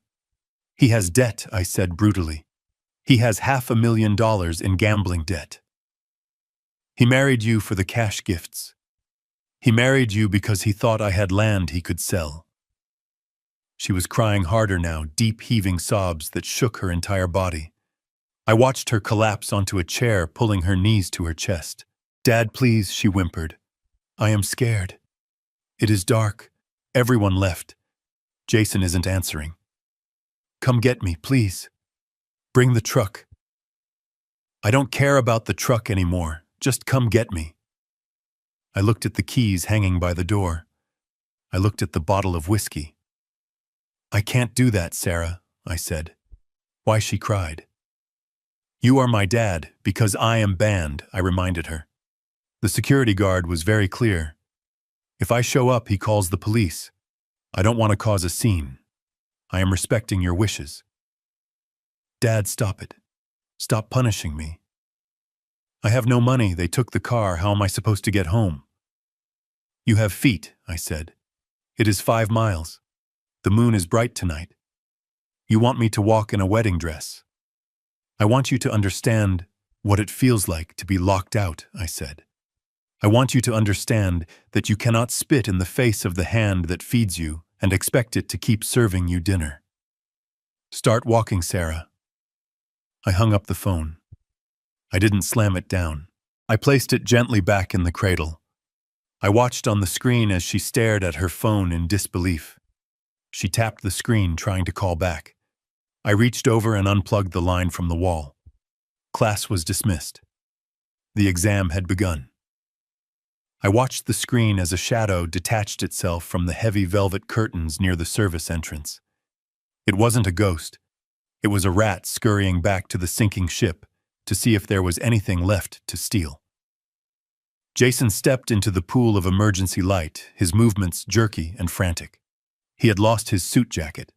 His shirt was unbuttoned halfway down his chest, revealing a gold chain that was almost certainly gold-plated brass. He wasn't looking at his wife. He was looking at the table where the gift box had been sitting, the box meant to hold envelopes of cash from well-wishers. He reached the table and found nothing. The staff, efficient to the last, had cleared it along with the silverware. Jason slammed his fist onto the empty tablecloth. The sound was dull and pathetic. Jason, Sarah whispered. She scrambled up from the floor, her eyes lighting up with a flicker of desperate hope. She thought he had come back for her. She thought he was the hero returning to save the damsel from the darkness. You came back. She ran toward him, her bare feet slapping against the cold hardwood.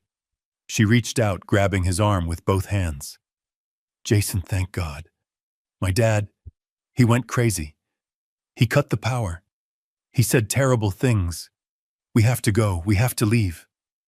Jason spun around. He didn't hug her. He didn't comfort her.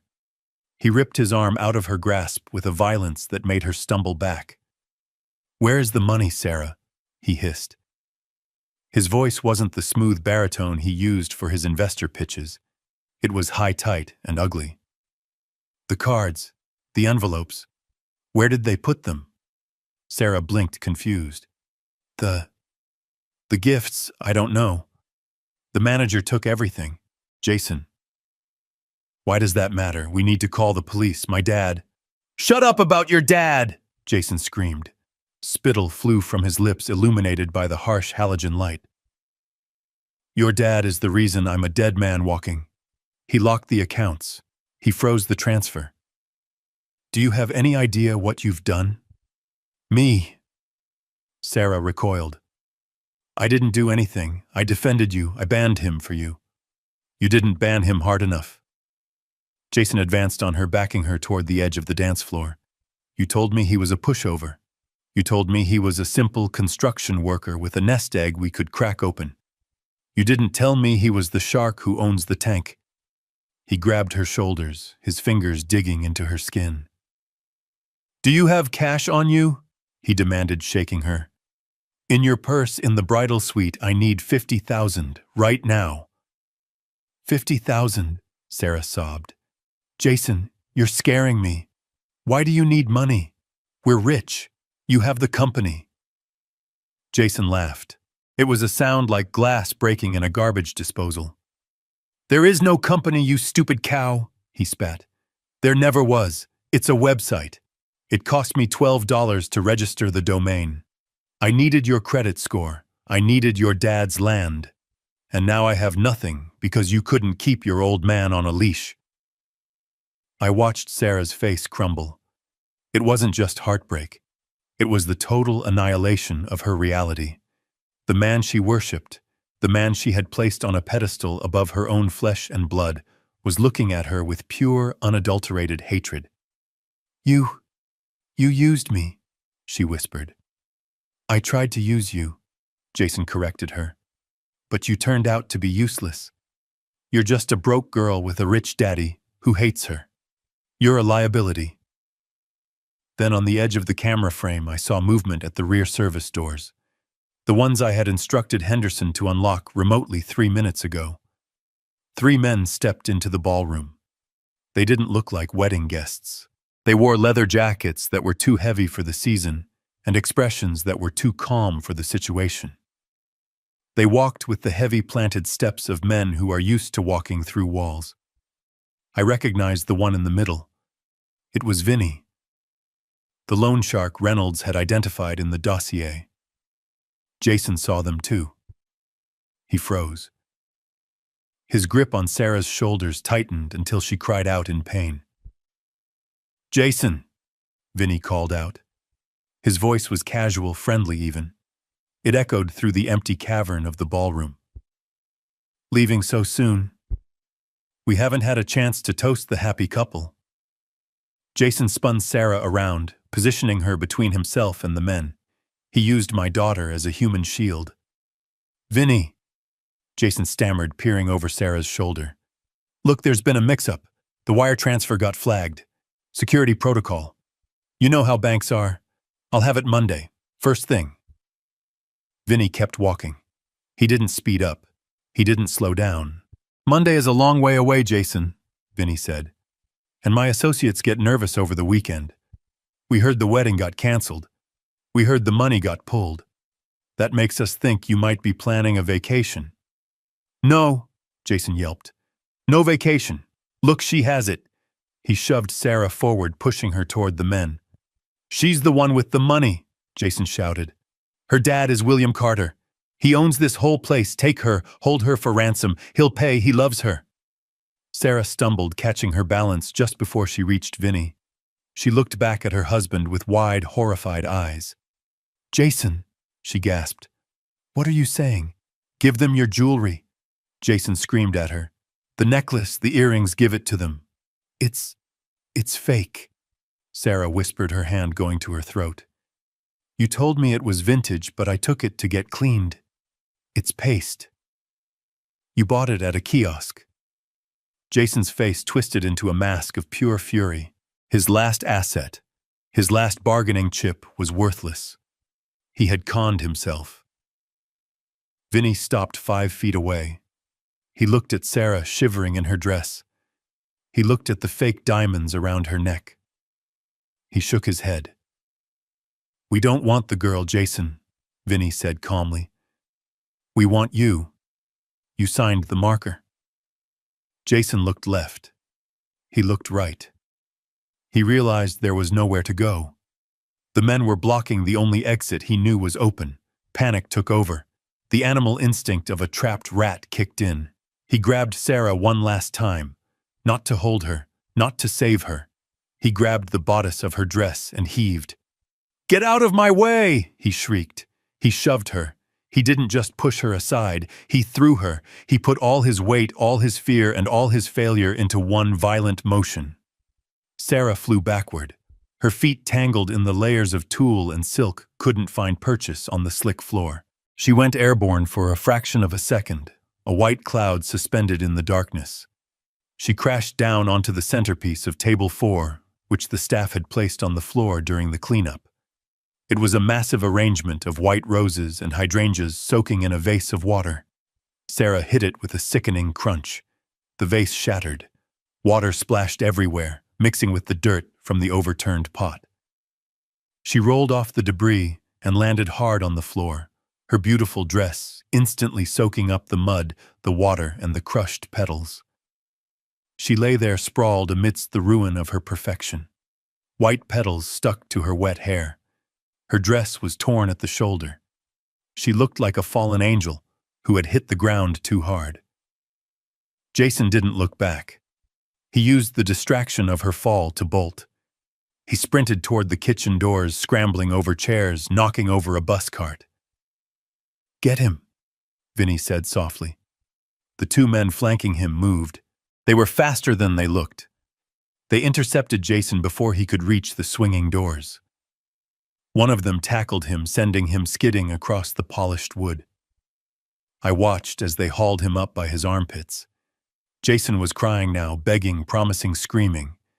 They dragged him out the back door into the night, where their car was waiting. Vinny looked at Sarah one last time. She was trying to push herself up, her hands slipping on the wet, flour-strewn floor. She was gasping for air, shock setting in. "Sorry about the mess, lady," Vinny said. "But you picked a loser." He turned and walked out, leaving Sarah alone in the center of the frame. I zoomed in on the camera feed. It was the image that would haunt me, but it was also the image that was necessary. Sarah was on her hands and knees. She was surrounded by broken glass and dying flowers. The white dress, the symbol of her vanity and her delusion, was ruined. It was gray, with dirty water, stained green with chlorophyll from the crushed stems. She lifted her head. Her makeup was running in black streaks down her face.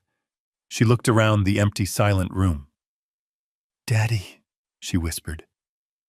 The microphone picked it up. It was a small sound, a broken sound. "Daddy, I'm hurt." I sat in my cabin. My finger hovered over the call button on my phone. Every instinct in my body screamed at me to go to her, to get in the truck, to drive through the gate, to pick her up and clean her off. But I pulled my hand back. If I picked her up now, she would never learn how to stand. If I cleaned her off, she would never understand the stain of her own choices. She had to sit in the flowers. She had to feel the cold water. She had to look at the wreckage she had invited into her life. This was the bottom, and she had to hit it alone. The security gates of Golden Oaks clicked shut with a mechanical finality that sounded like a prison door locking. But Sarah wasn't on the inside anymore. She was on the outside. The pavement where my truck had leaked oil that morning was now the starting line of her penance. She stood there for a long time under the yellow glow of the street lamp. I couldn't see her anymore. The resort cameras didn't reach the county road, but I knew exactly what she was looking at. She was looking at 5 miles of asphalt, gravel, and darkness. She was looking at a road she had traveled 1,000 times in the back of my truck, as a child complaining about the bumps. Now she had to feel every single bump against the soles of her feet. She took the first step. She was still wearing one shoe. The other had been lost somewhere in the lobby, kicked off in her frantic pursuit of a husband who had already abandoned her.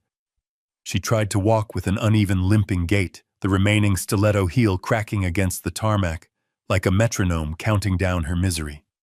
Click, scrape, click, scrape. After 100 yards, she stopped. She sat on the guardrail, the metal cold and damp against her skin. She unbuckled the remaining shoe and threw it into the ditch.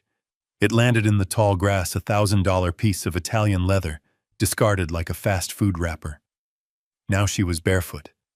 Her pedicure, a soft shell pink she had shown off on Instagram just yesterday, didn't stand a chance against County Road 9.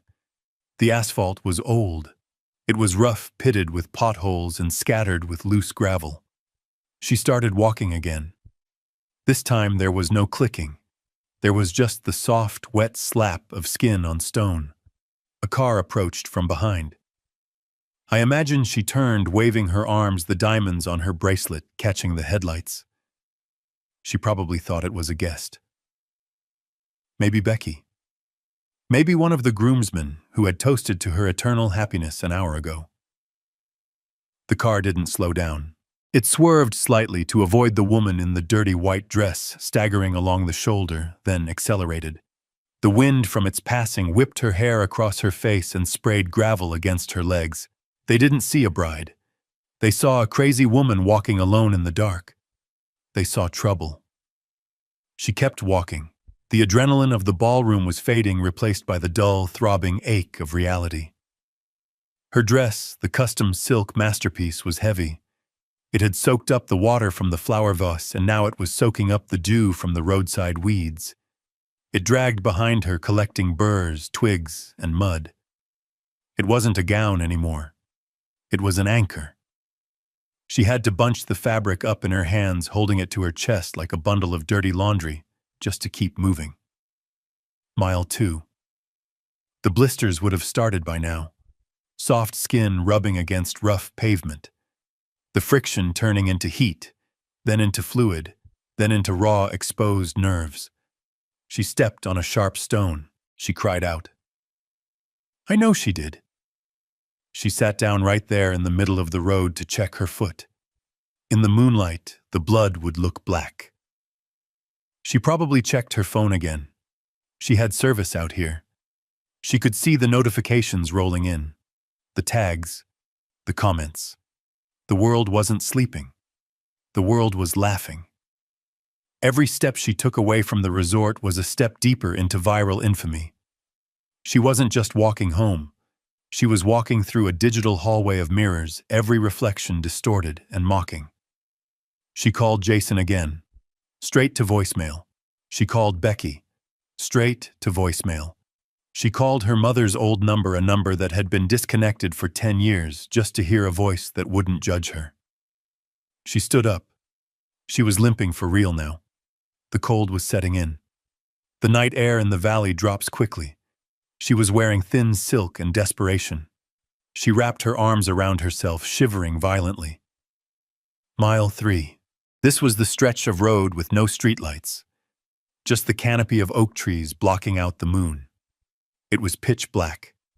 The sounds of the night, the crickets, the rustling in the bushes, the hoot of an owl would sound like monsters to a girl who had spent the last 5 years in the city.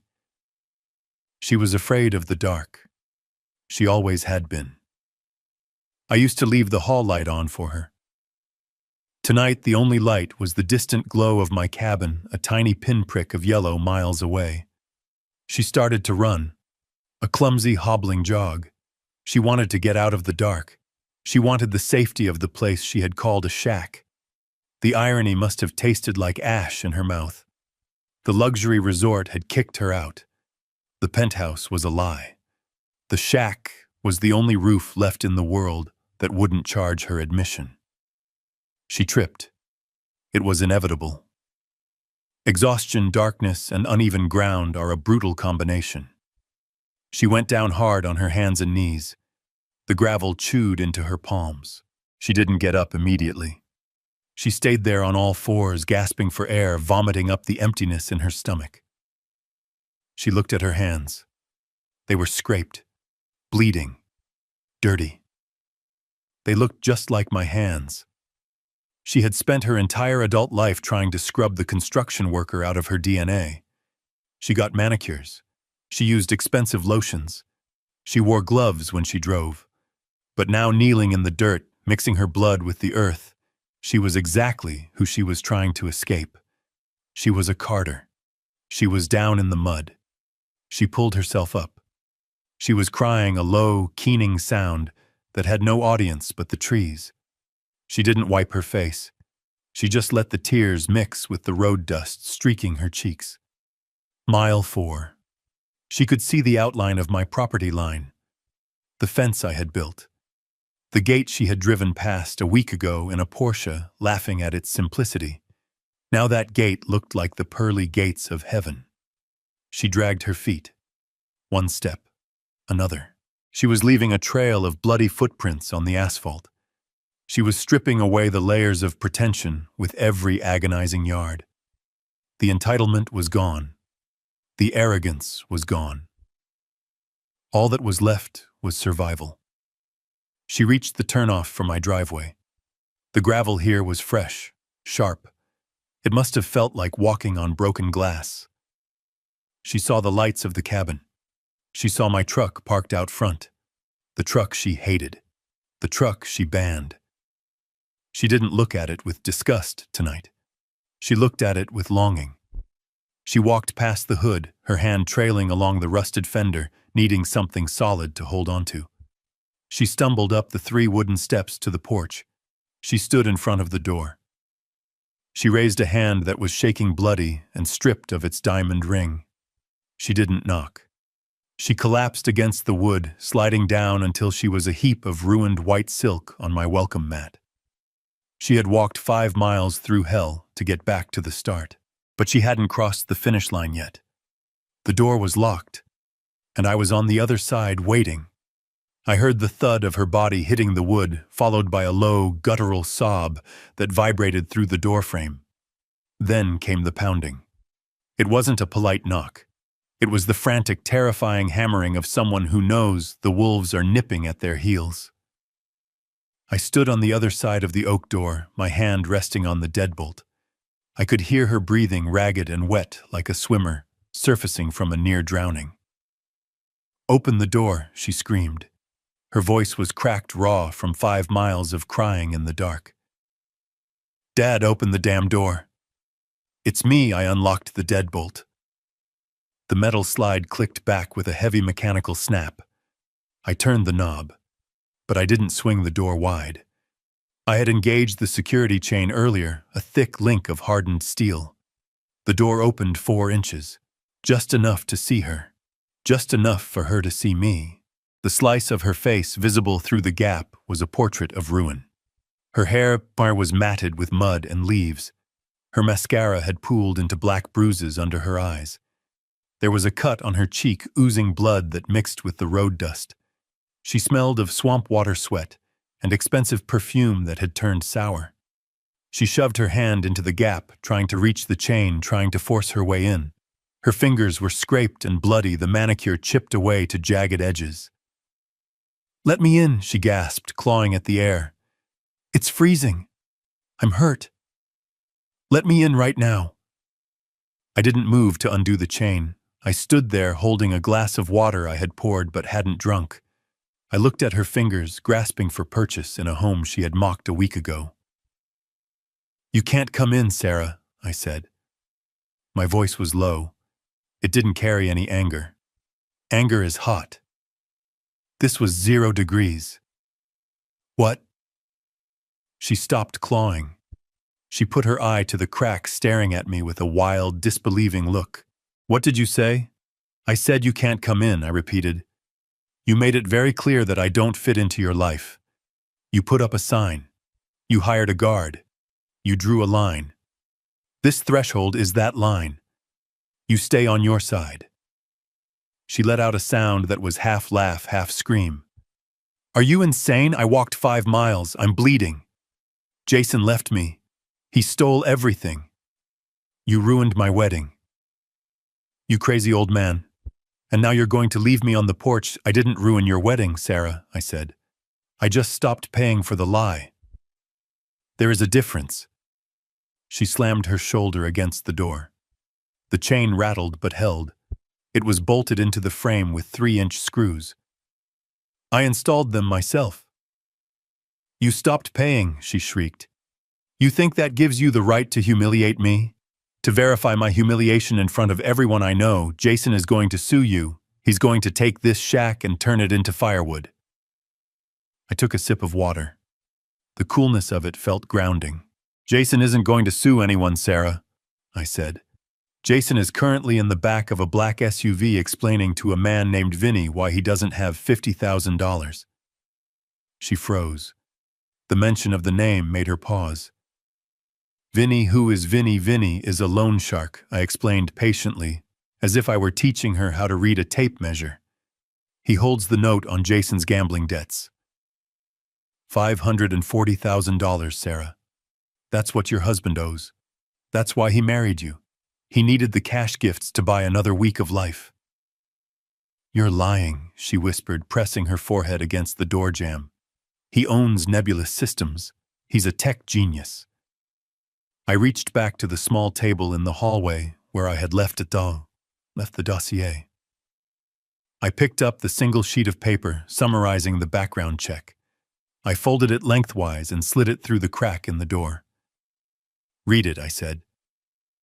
She snatched the paper. I watched through this gap as she unfolded it with trembling hands. The porch light flickered above her, illuminating the text. I saw her eyes darting back and forth. Employment history, car rental clerk, cell phone kiosk, terminated for theft, credit score 420. Outstanding judgments, 6. She dropped the paper. It fluttered to the porch floor, landing in a puddle of mud. It's fake, she stammered, but her voice lacked conviction. You forged it. You always hated him because he was successful, because he was sophisticated, because he wasn't a laborer like you. I looked at her, really looked at her. She was shivering violently now. The adrenaline was wearing off, leaving only the cold reality of the night. I hated him because he was a con man, Sarah. And I hated him because he convinced you that your father, the man who built the roof over your head for 18 years, wasn't good enough to sit at a table and eat a chicken dinner. She started crying again. It was a manipulative cry this time, the kind she used to use when she wanted a new phone or a later curfew. Daddy, please, she sobbed. I'm sorry about the sign. Okay, I'm sorry. It was Jason's idea. He said his parents were judgmental.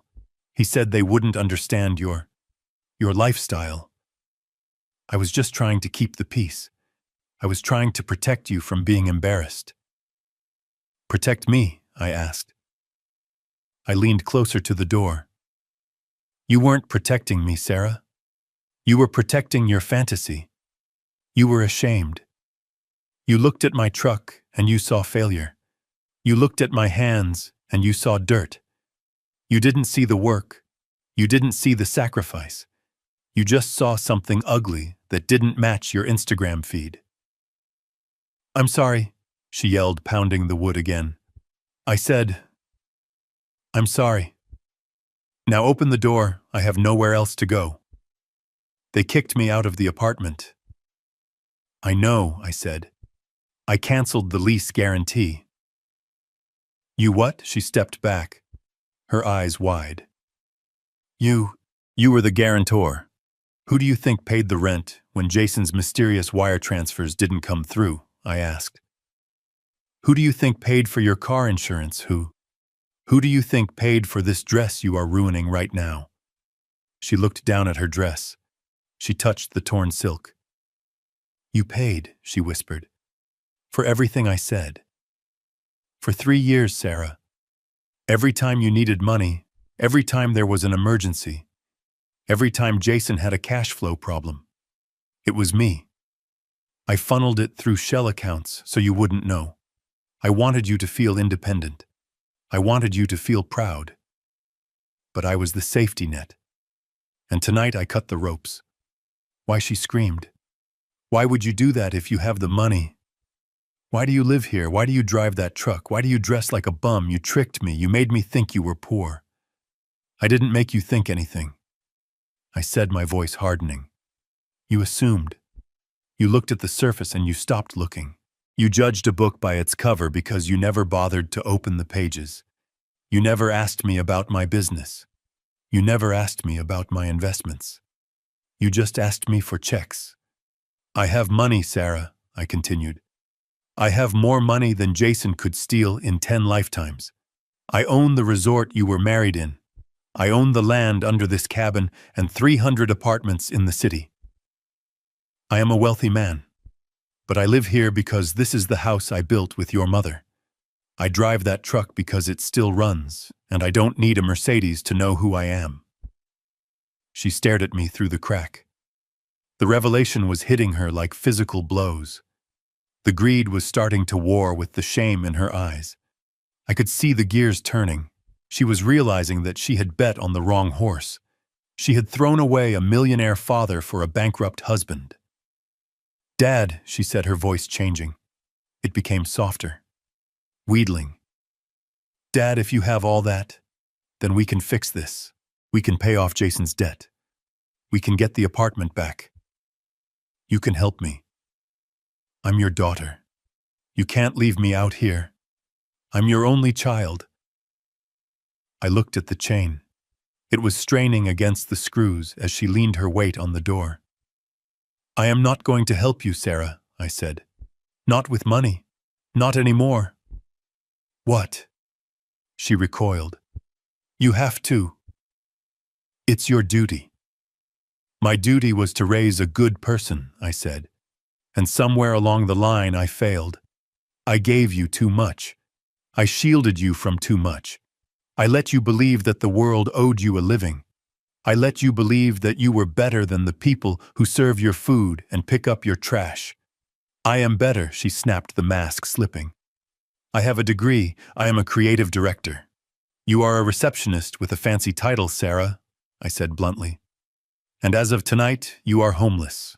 You are jobless, because I know for a fact you used the company credit card to pay for the florist deposit, and when I flag that transaction as fraudulent, your boss is going to fire you. You are nothing but what you can build with your own 2 hands. And right now your hands are empty." She stared at her empty hands. She looked at the bloody palms. "So that's it," she whispered. "You're just going to let me die out here. You're going to let me freeze because I hurt your feelings." "I'm not letting you die," I said. "And this isn't about my feelings. My feelings died when I saw that sign. This is about your character. You are broken, Sarah. You are fundamentally broken. You think people are disposable. You think family is a transaction. You think love is something you perform for an audience." I unlocked the chain. She gasped, surging forward, ready to push the door open. I slammed my foot against the base of the door, stopping it cold. I held it there, my boot wedged against the wood. I looked her in the eye, inches away. "I'm not letting you in," I said. "If I let you in, you will take a hot shower. You will eat my food.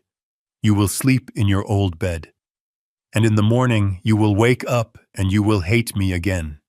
You will hate me for seeing you like this. You will hate me for having the money you want.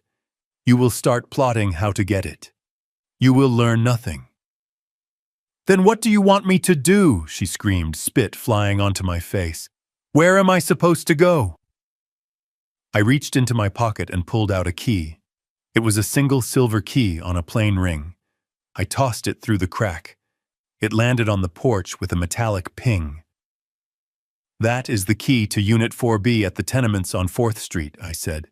"It's a studio apartment. It has a hot plate and a mattress. I paid the rent for 1 month.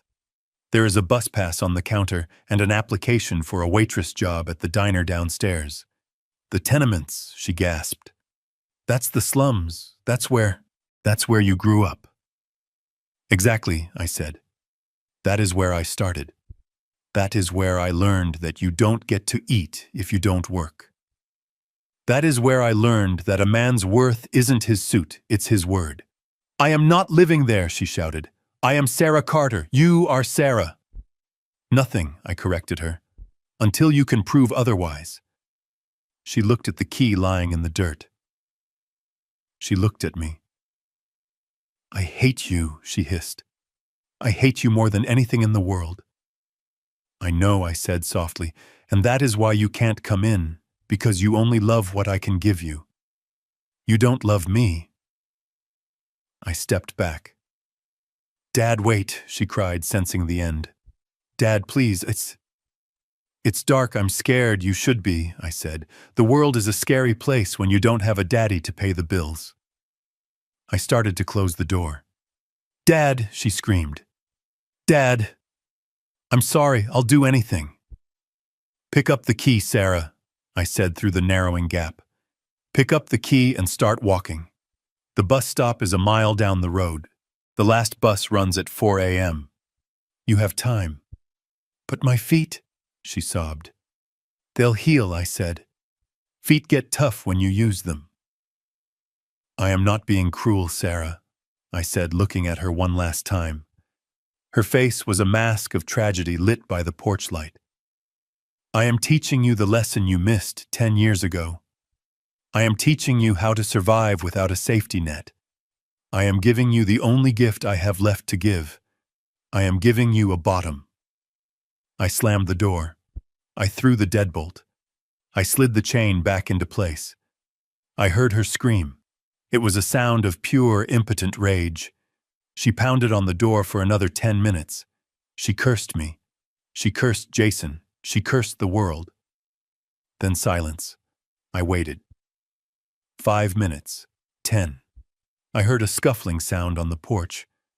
Then the sound of slow, limping footsteps walking away. I went to the window and peered through the blinds. She was walking down the driveway. She was holding her dress up with one hand. In the other hand, clutched tight like a weapon, was the silver key. She was heading toward the road, toward the bus stop, toward the bottom. I turned off the porch light. The lesson had begun. I parked my truck across the street from the tenement building on 4th Street and waited in the dark cab. I had driven the back roads, taking the shortcut I knew from my days as a framing contractor, beating Sarah there by 20 minutes. I watched the bus stop down the block. It was empty. The streetlights flickered with a dying yellow buzz, illuminating the cracked sidewalk and the overflowing dumpsters that lined the curb. This was the part of town the city council forgot to pave. This was the part of town where sirens were background noise and hope was a currency that traded low. 20 minutes later, I saw her. She emerged from the shadows of the alleyway, limping badly. She had walked the whole way. She hadn't waited for the bus. Perhaps she was too ashamed to be seen in her ruined wedding dress under the fluorescent lights of public transit. Perhaps she just needed to punish herself. She looked like a specter haunting the streets, a gray, muddy figure dragging a train of silk that was now nothing more than a rag. She stopped in front of the building. It was a 4-story brick structure that had seen better days in the 1950s. The windows were barred. The front door was steel-dented from years of being kicked open. She looked at the number above the door. 412. She looked at the silver key in her hand. She was trembling so hard I could see it from across the street. I got out of the truck. I slammed the door. The sound was like a gunshot in the quiet street. Sarah jumped. She spun around, her eyes wide with terror. When she saw it was me, her shoulders slumped. She didn't look relieved. She looked defeated. "You beat me here," she whispered. Her voice was a rasp. "I own the building, Sarah," I said, crossing the street. "I know the shortcuts." She looked up at the facade. A baby was crying in an apartment on the 2nd floor. A couple was arguing loudly on the 3rd. The smell of stale beer and boiled cabbage hung in the humid air. "This is it?" she asked. "This is where you want me to live?" "This is where you are going to live," I corrected her. "Come on." I walked past her and pushed the front door open. The lock was broken. It had been broken for 10 years. I held it for her. She hesitated, looking at the dark graffiti-covered hallway. Then she stepped inside. We walked up the stairs in silence. The elevator was out of order, wrapped in yellow caution tape. We climbed to the 4th floor. The stairwell smelled of bleach and urine. Sarah gagged, covering her nose with her hand, but she kept climbing.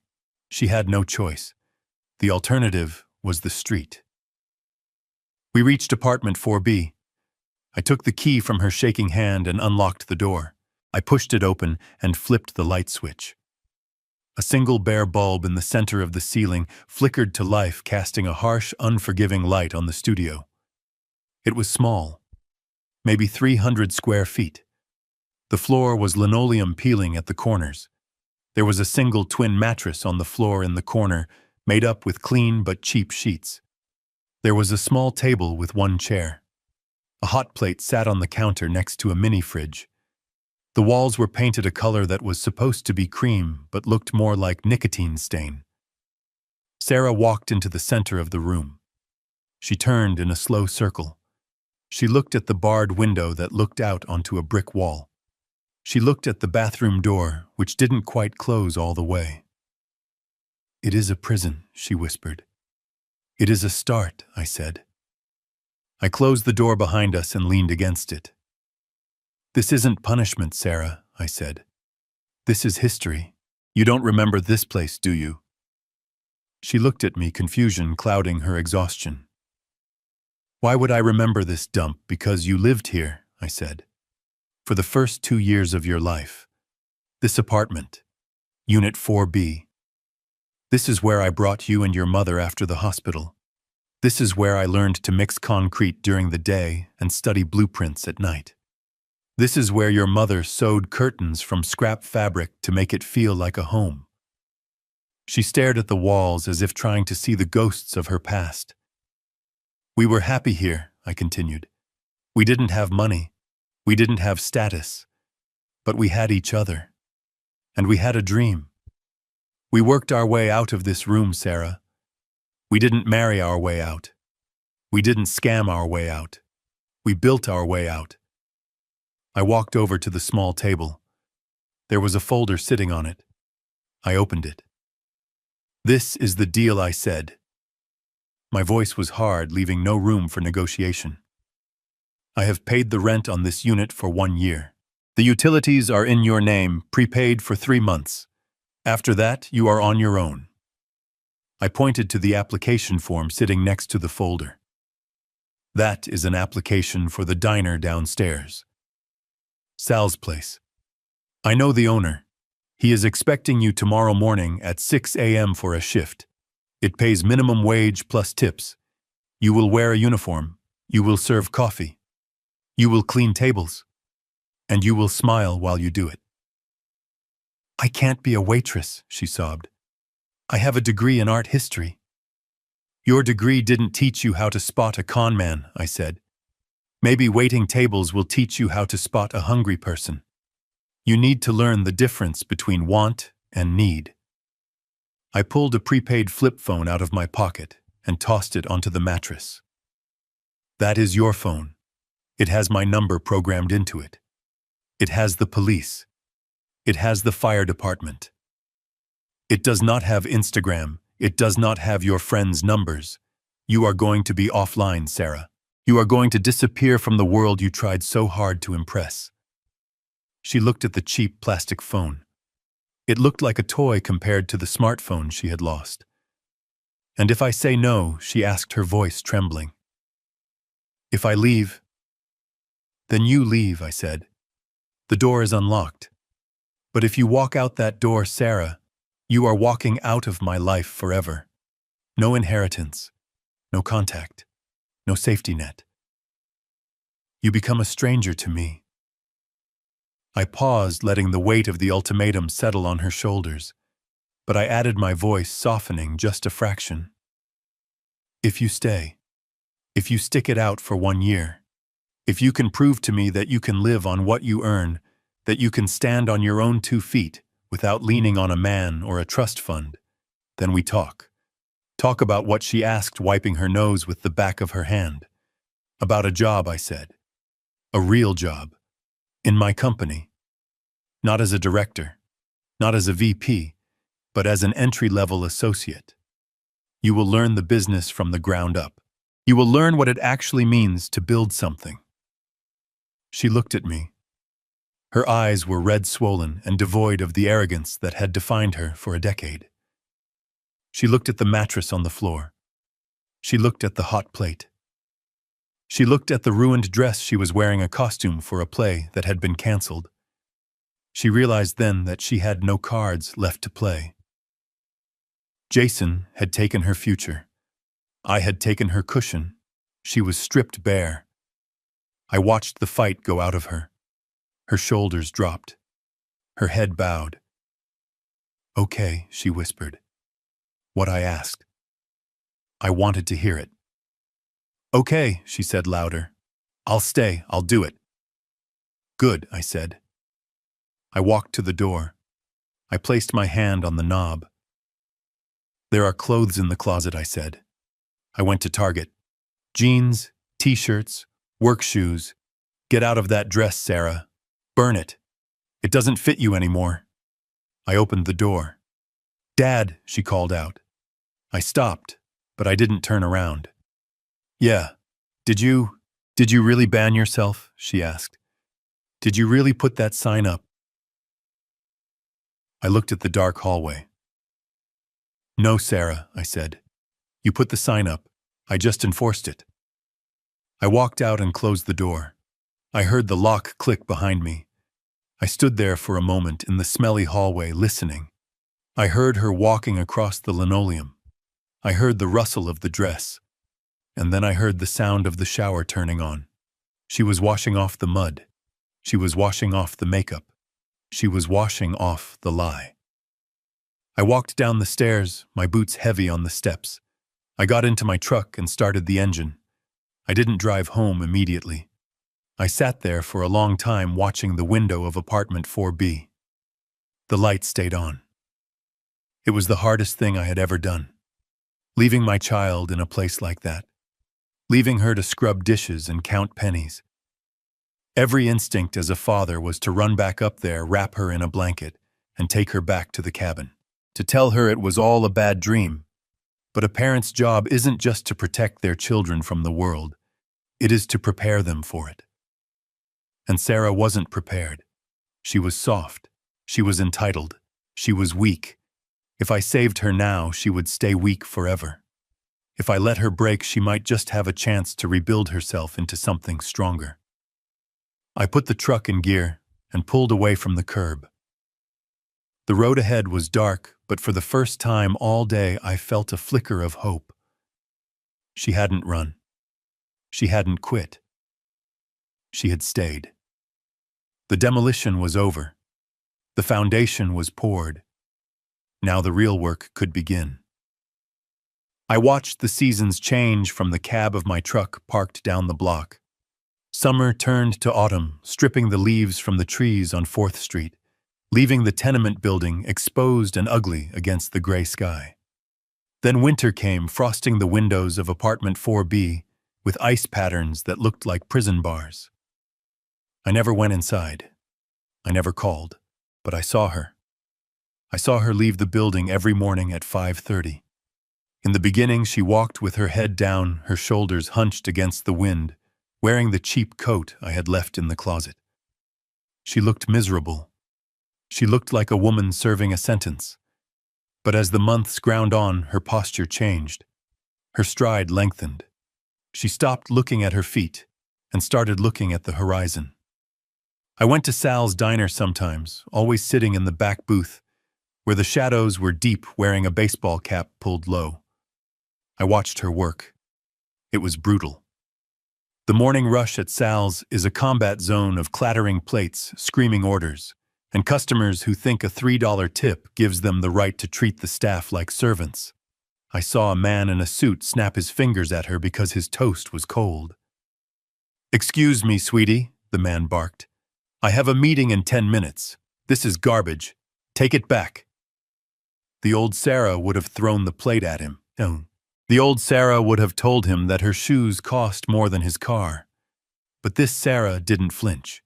She picked up the plate. "I apologize, sir," she said. Her voice was flat professional. "I will get you a fresh order right away." She walked back to the kitchen, dodging a busboy carrying a tower of dirty dishes. She didn't cry. She didn't complain. She just fixed the problem. I watched her count her tips at the end of a shift. She sat at the counter, her uniform stained with coffee and ketchup, sorting crumpled singles and silver coins into neat stacks. I saw her lips moving, doing the math. Rent, electricity, food, bus fare. One Tuesday in March, I followed her to the grocery store. She wasn't at Whole Foods. She was at the discount market where the fluorescent lights hummed and the produce was always slightly bruised. She had a basket, not a cart. She picked up a package of ground beef. She looked at the price tag. She put it back. She picked up a box of store-brand pasta instead. She stood in the checkout line counting out exact change from a small plastic coin purse. She was 5 cents short. The cashier, a tired teenager, sighed. I saw Sarah's face turn red. Not with anger, but with genuine shame. She didn't ask to speak to the manager. She didn't pull out a credit card that wasn't hers. "Take the apple off," Sarah said quietly. "I don't need the apple." That was the moment I knew. The entitlement had been burned out of her. It had been replaced by the hard, cold reality of arithmetic. She had learned the most important lesson of economics. You cannot spend what you do not earn. Spring arrived. The ice melted. Sarah was still there. She hadn't run to a friend. She hadn't found a new rich boyfriend to rescue her. She was working double shifts. She was tired. She was thin. Her hands were chapped from bleach and dishwater, but her eyes were clear. The frantic, desperate look of the girl on my porch was gone. In its place was the steady gaze of a woman who knows she can survive the dark. Exactly 1 year to the day after the wedding, I walked into Sal's diner at 10 in the morning. The breakfast rush was over. The place smelled of bacon grease and sanitizer. I didn't sit in the back. I sat at a booth by the window. The bell on the door chimed. Sarah was behind the counter wiping down the pie case. She looked up. She froze. The rag in her hand stopped moving. She looked at me. I looked at her. She didn't run to me. She didn't scream, "Dad." She put the rag down. She picked up a coffee pot and a mug. She walked around the counter and approached my table. She poured the coffee. Black, no sugar. Just the way I take it. "Hello, Dad," she said. Her voice was steady.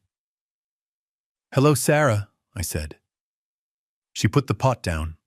She pulled a pad of paper from her apron pocket. "What can I get you?" she asked. "The special is meatloaf. It's actually pretty good today. Sal made it fresh." I looked at her. She was wearing a name tag that said Sarah. No title, no pretension. Just her name. "I am not hungry," I said. "I came to talk business." "Business?" she asked. She didn't sit down. She stood there, respectful of the customer, respectful of the man. I reached into my jacket pocket. I didn't pull out a checkbook. I pulled out a single manila folder. I slid it across the laminated table. "Open it," I said. She wiped her hands on her apron before touching it. She opened the folder. Inside was a single sheet of paper. It was an employment contract. "Golden Oaks Resort," she read aloud. "Position: Junior Operations Associate." "It is entry level," I said. "You will report to the housekeeping manager. You will inspect rooms. You will handle guest complaints. You will work holidays. The pay is $45,000 a year. It is enough to rent a decent apartment, not a penthouse, but a home with heat that works." She looked up at me. Her eyes were wide. "You want me to work at the place where it happened. I want you to learn how to run it," I said. "I fired the general manager last week. He enjoyed humiliating you a little too much. I need someone who understands that building from the ground up. Someone who knows what it feels like to be locked out, so they never lock out a paying customer again." She looked at the contract. Her thumb traced the logo of the resort. "And if I say no," she asked. "Then you stay here," I said. "You are a good waitress, Sarah. Sal likes you. You can make a life here. It is honest work." She closed the folder. She held it against her chest. "Why?" she asked. "Why now? Because you stayed," I said. "Because you paid for your pasta with pennies. Because you didn't call me once in 12 months to beg. You served your time, Sarah. You built your foundation. Now I am offering you the bricks to build the house." Tears welled up in her eyes, but she didn't let them fall. She took a deep breath and nodded. "I accept," she said. "But on one condition." I raised an eyebrow. You are negotiating? I want to pay you back, she said. For the wedding, for the dress, for the rent you paid on the apartment upstairs. I know it will take me years, but I want a payment plan deducted from my salary. I looked at her. I saw the grit in her jaw. I saw the builder in her blood. Deal, I said. She reached out and took my hand. Her palm was rough. It had calluses. It felt like my hand. Table 4 needs coffee, she said, pulling away. I finish my shift at 2. Pick me up, then I'll be outside, I said. She turned and walked back to the counter. She didn't strut. She walked with purpose. I watched her go. I took a sip of the coffee she had poured. It was hot. It was strong. It was the best cup of coffee I had ever tasted. The sign at the gate was gone. The ban was lifted. My daughter was coming home. Not as a princess, but as a partner. And that was worth more than all the gold in the world. We live in a world obsessed with filters and facades, where we often mistake the packaging for the gift. Sarah chased a golden illusion and nearly lost the real treasure, the unwavering strength of family. This story serves as a powerful reminder that true worth isn't found in a bank account or a designer label, but in the calluses of hard work and the integrity of one's word. Sometimes the greatest act of love a parent can offer isn't giving their child the world on a silver platter, but stepping back and letting them build their own, even if they have to start from rock bottom. If you believe that respect must be earned and not bought, hit that like button and subscribe to the channel for more stories of justice, resilience, and truth.